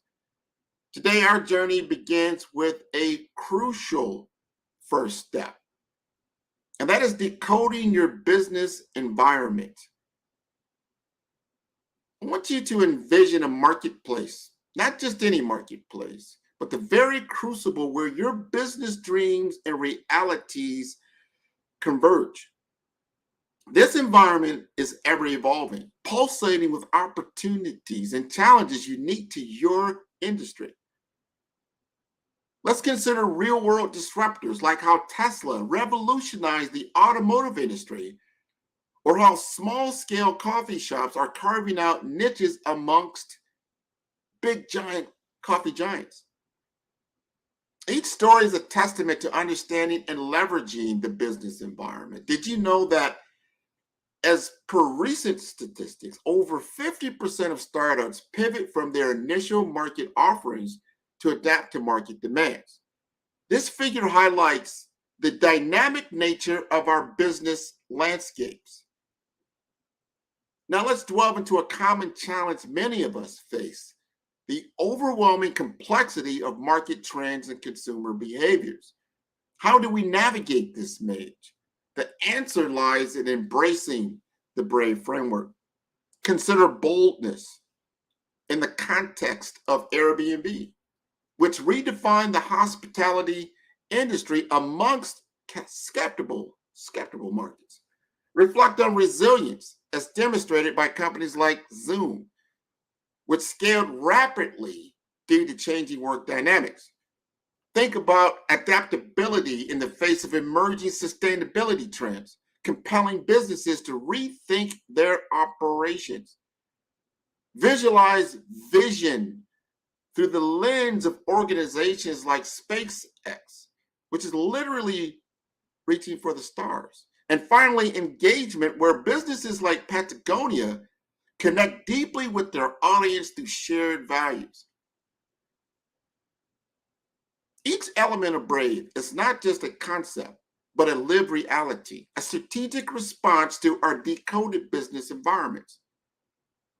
So I ask you, how does your venture resonate with these elements? Are you the disruptor, the growth focused, or the niche specialist?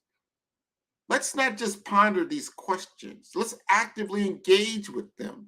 Think about the last significant decision you made in your business. Was it driven by boldness, resilience, adaptability, vision, or engagement?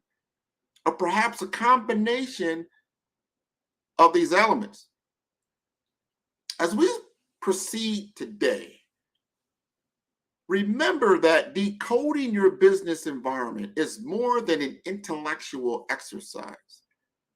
It's a proactive stance in shaping your business's destiny. It's about understanding where you are, envisioning where you want to be, and utilizing the BRAVE framework to chart the course. So let us take a leap further to decode, to understand, and to masterfully navigate the landscapes of our respective industries. Together, we will pave the way for not just business growth, but for a legacy of innovation and impact. Let's immerse ourselves in crafting a distinctive brand, the art and science of building a narrative that not only speaks, but resonates and endures. Imagine your brand as a beacon in the industry, like a lighthouse in the vast ocean of the market. It's not just about standing tall. It's about guiding your customers to your shores amidst a sea of competitors and constant brand noise. Think again of Patagonia in the outdoor apparel, or Spotify in streaming music. Brands that stand out for their unique identity and values. The crafting such a brand narrative is not without its challenges. In a world where consumers are bombarded with endless choices, how does your brand cut through the clutter? How does it rise above the noise? This is where the BRAVE framework becomes your compass. Let's break it down. Boldness in embracing your unique story. Like how Airbnb disrupted the hospitality sector, be bold in defining what sets you apart. Resilience in the face of brand fatigue and competition. Remember, enduring brands like Coca-Cola and Nike have weathered market storms and evolved without losing their core identity. Adaptability in fine-tuning your brand to market shifts and consumer preferences. Just as Netflix transitioned from DVDs to streaming, your brand too must be nimble.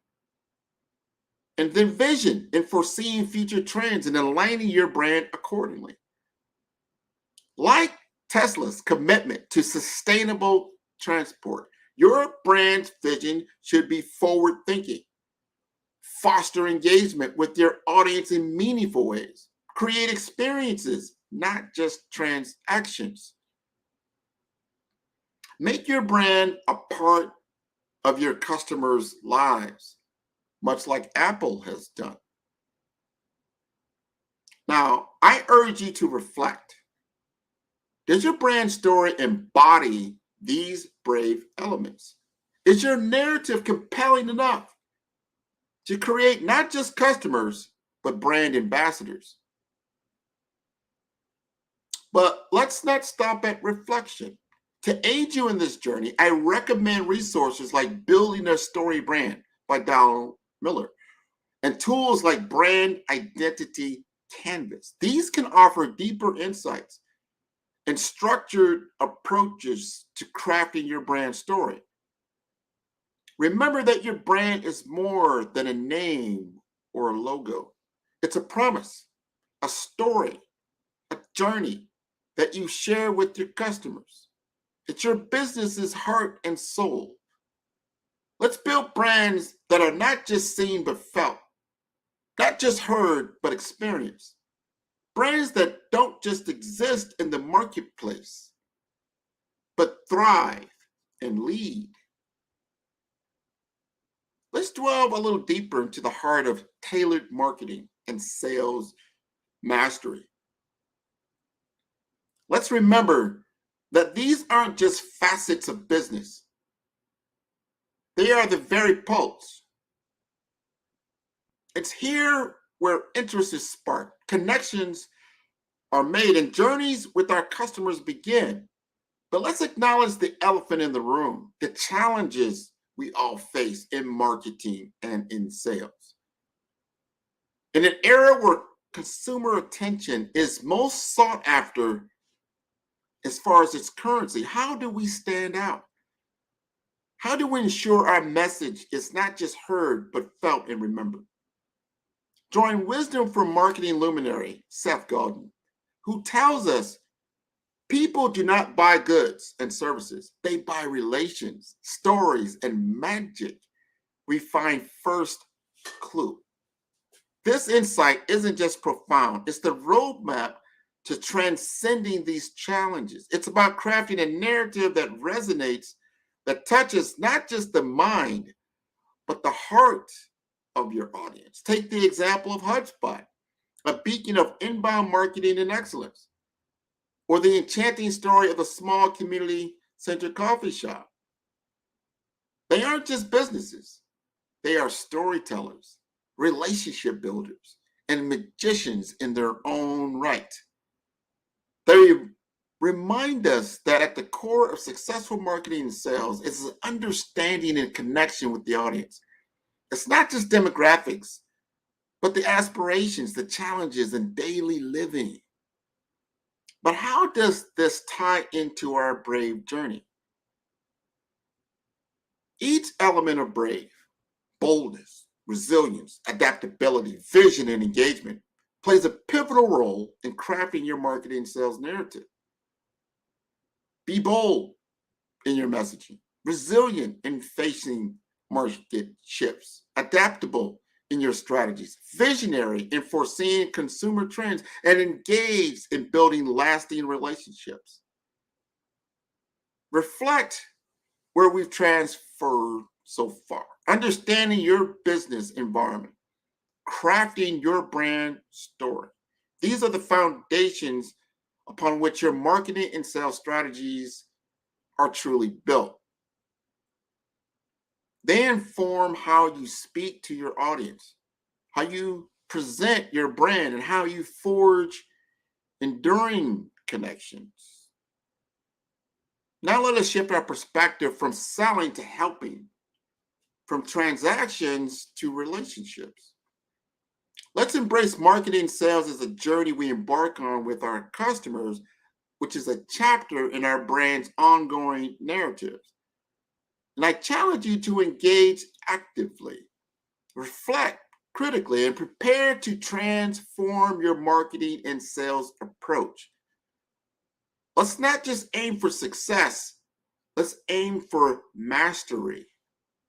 And before we dive into the tools and strategies that I want to talk about, allow me to share a stirring example that embodies the essence of our brave journey in marketing and sales.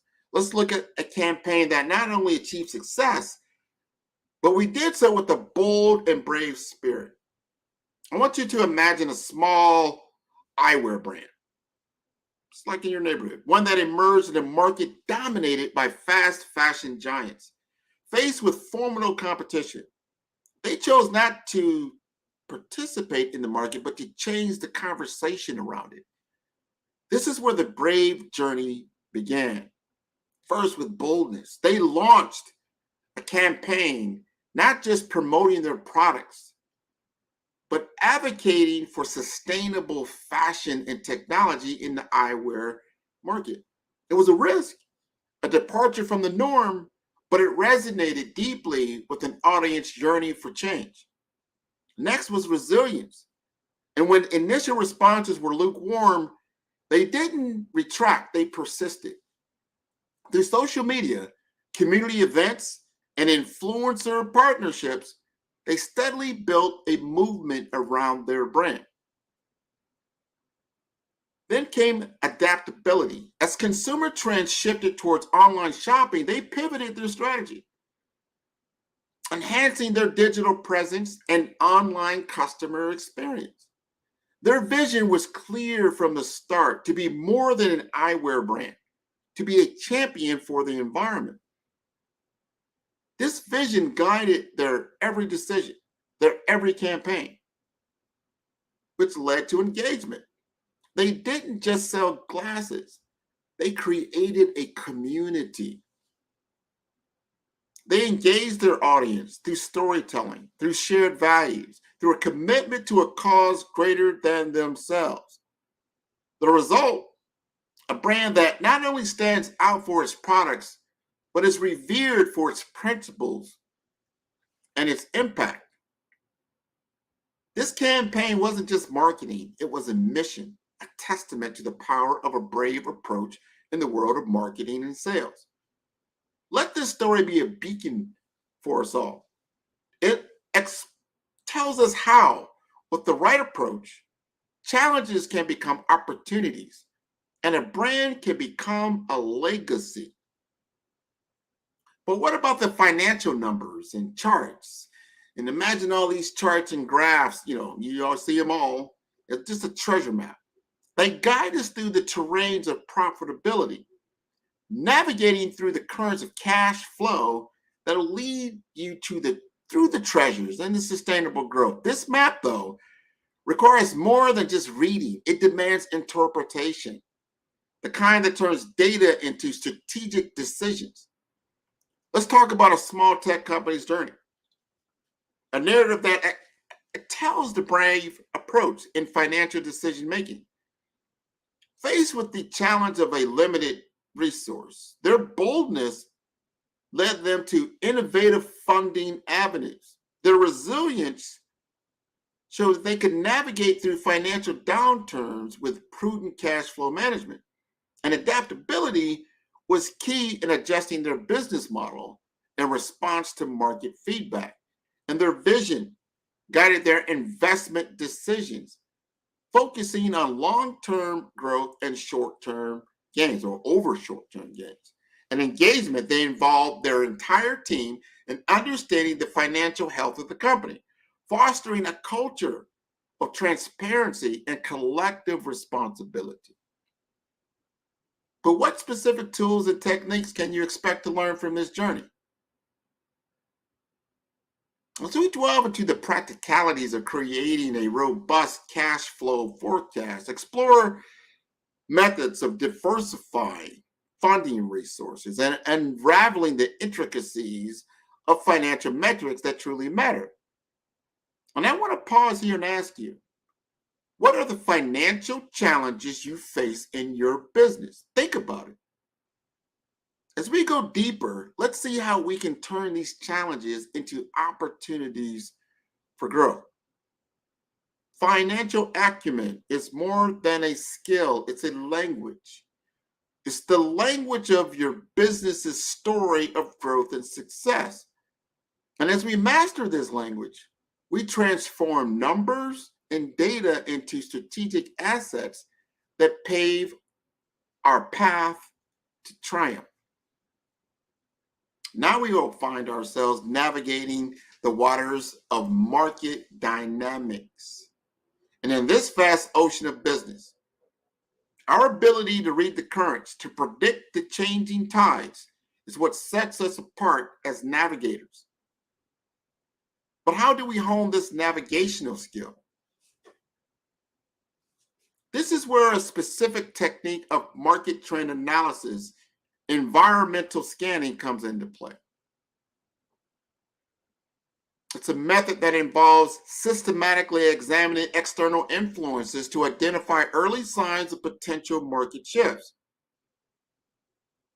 Imagine how you might have employed this technique, scanning the landscape for signs of digital fatigue among your consumers.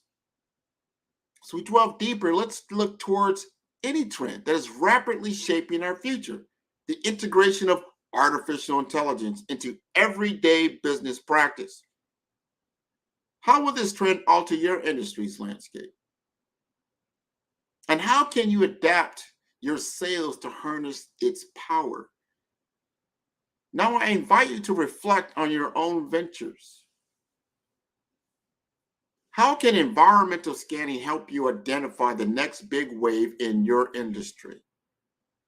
What emerging trend might become the tailwind for your business growth? Now I want you to picture this. You're standing at the helm of your business. Your eyes are fixed on the horizon. You're ready to navigate through the shifting seas of market dynamics. With the tools of trend analysis in hand and the brave framework as your compass, you are poised not just to weather the storms, but to ride the waves of opportunity. And the seas of market dynamics, be the navigator, not the driftwood. Set your sails, catch the winds of change, steer your business towards uncharted waters of success and innovation. We're going to crystallize the essence of this journey from the abstract principles to concrete actions, where the theoretical aspects of the BRAVE framework become the guiding stars of practical business strategy. Consider the healthcare startup I work with, a paragon of boldness, not merely for entering a competitive market, but for daring to redefine it. Their audacity to challenge norms is a beacon for us all. Reflect on the resilience of the local restaurant, which didn't just survive the pandemic, but reinvented itself. They demonstrated resilience, not just in endurance, but in the capacity to transform adversity into advantage. Think of the retail company as an example of adaptability. Their shift towards sustainable practices was more than a business decision. It was an adaptive strategy that recognized and responded to the evolving consumer consciousness. Consider the tech company, whose vision foresaw the demand for remote work solutions. Their foresight wasn't just insightful, it was visionary in its truest sense. And we look at the coffee shop as an embodiment of engagement. Their success lies not just in what they sell, but in how they connect, create community, and engage hearts and minds. All of this is important. And we start to understand flow chart, flows through your decision making. Imagine a tool that prompts you with questions like, what bold step can my business take today? Or how can I adapt my strategy to the latest market trend? This should be a flow chart for you. It's a journey through the BRAVE framework, guiding your decisions with structured, reflective inquiry. And as an additional resource, I'm excited to share a framework that we offer, and that's the value proposition canvas. That's going to help you align your products and services with your needs and desires from your customer's perspective, enhancing your engagement. It's very, very important. I want you to let the BRAVE framework be your compass, guiding you to uncharted territories in innovation and success. To embrace this framework, though, you've got to understand a set of principles that are going to be your guiding spirit. And today, we will use these stories and these frameworks to equip ourselves to conquer the business world bravely. This is a brave approach to business, growth, and market mastery. And by learning to foster community and social impact, the pursuit of business success with noble quest of your contribution to society will be a testament to the transformative power of ethical entrepreneurship. Now, there was a tech company that I work with that not only embraced boldness in its products, but also stepped up during the global crisis to provide free educational tools to underprivileged students. Now, this initiative wasn't just a corporate responsibility effort, it was a powerful demonstration of using business as a platform for social change. As we reflect on resilience of businesses like a sustainable food company that drastically changed its corporate food or its carbon footprint, despite all the market challenges, we see that there is a commitment to environmental stewardship that goes beyond mere compliance. That is a story of resilience with a purpose. Consider the adaptability of a retail brand that aligned its entire product line with sustainable practices, not just responding to a market trend, but actively shaping consumer consciousness towards eco-friendly choices. Now, in my own journey, I have witnessed the powerful impact of integrating social goals into business models. And whether it was collaborating with local communities on environmental projects or supporting educational initiatives, these experiences reinforce my belief in businesses as catalysts for positive change. So let's talk about measurable impact. Studies have shown that companies with strong social responsibility see not just an increase in brand loyalty, but also an improvement in employee satisfaction. This isn't just about good ethics, it's good business. And as we delve deeper into the world of social impact, let's revisit the value proposition canvas. This time focusing on how it can be used to design products and services that not only meet your customer needs, but also address social and environmental challenges.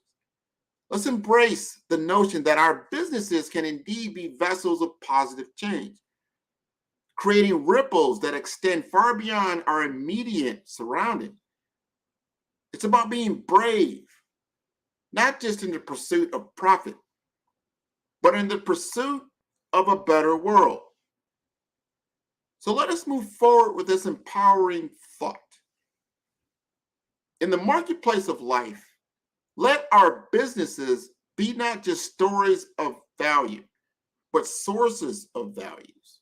Let's commit to fostering communities, to making a difference, and let's do it bravely.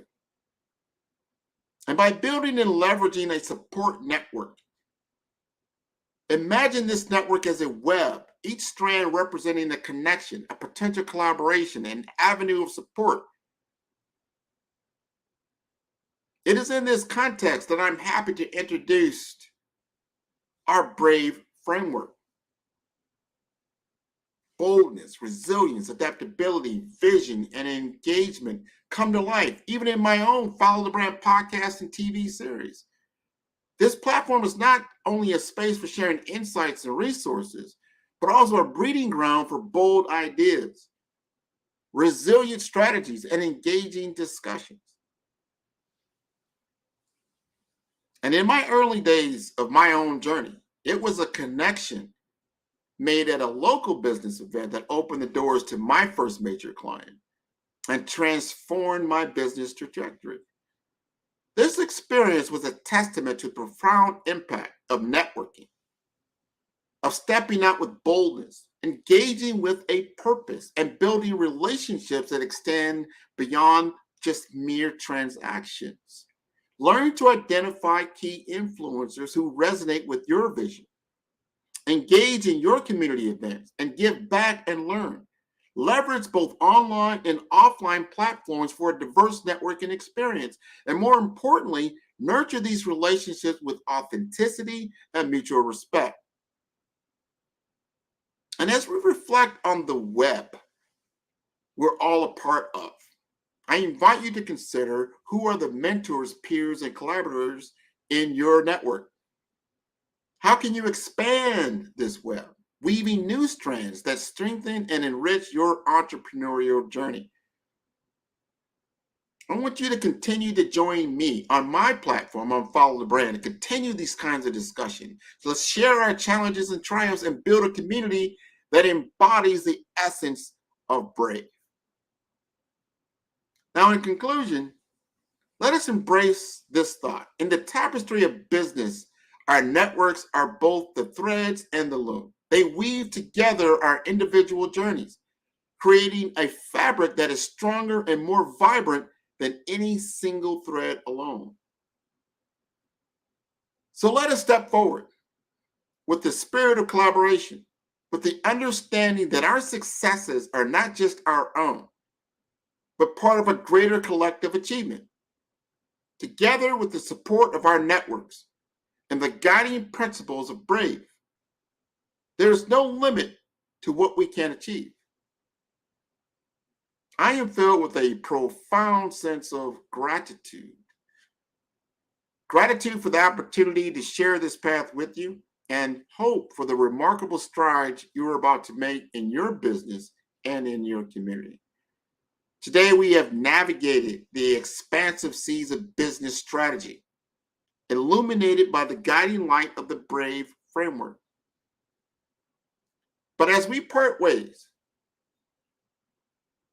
I extend to you an invitation, a call to action that transcends the confines of this platform.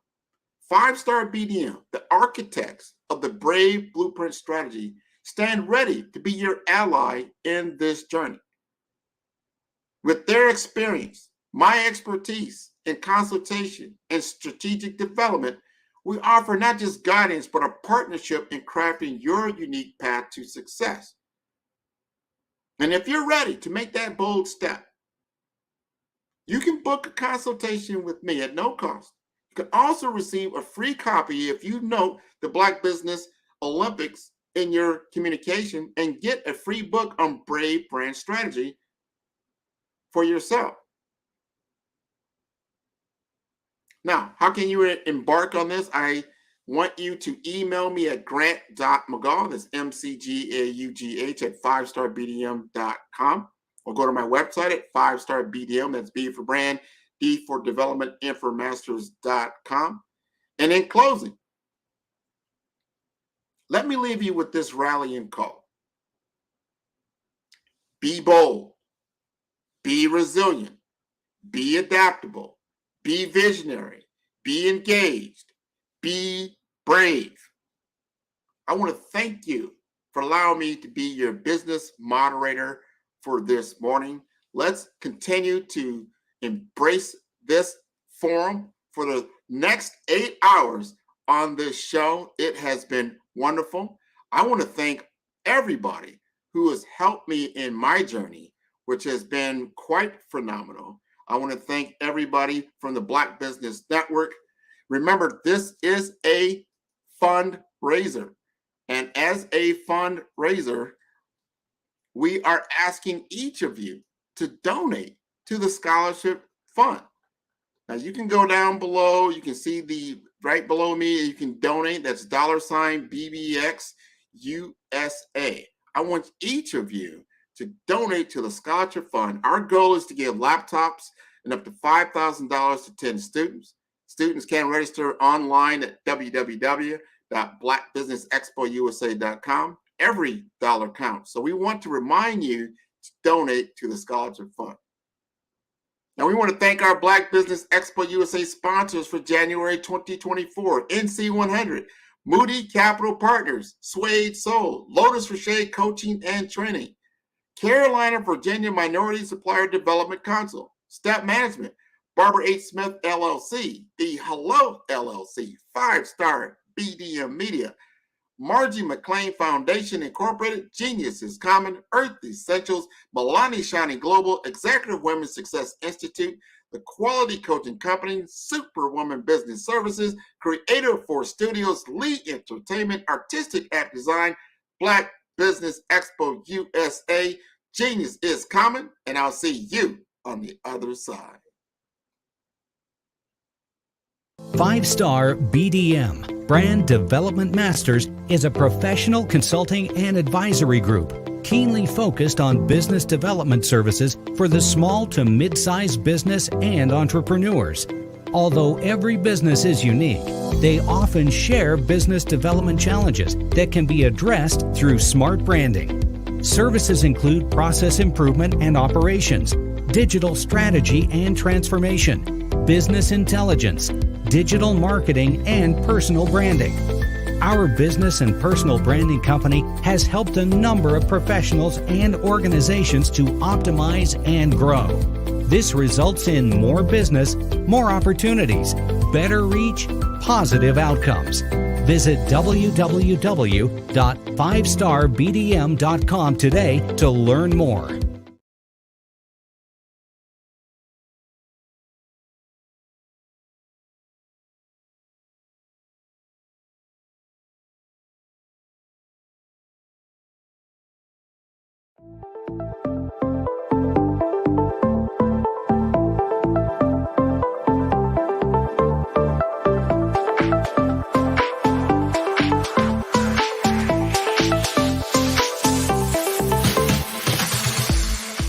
You need to be messaging and communicating to a lot more folks and getting them committed to you as a brand and feeling that you are trustworthy, as a subject matter expert, and for their needs and their pain points. That says, look, here are my pain points. Here's the problem that I have that I don't want, or the benefit that I want that I don't have.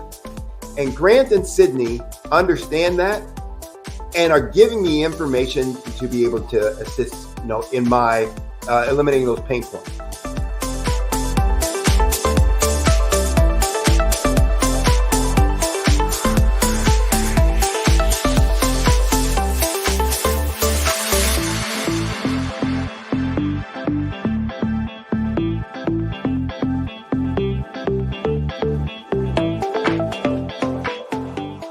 You're going to get a lot out of this workshop.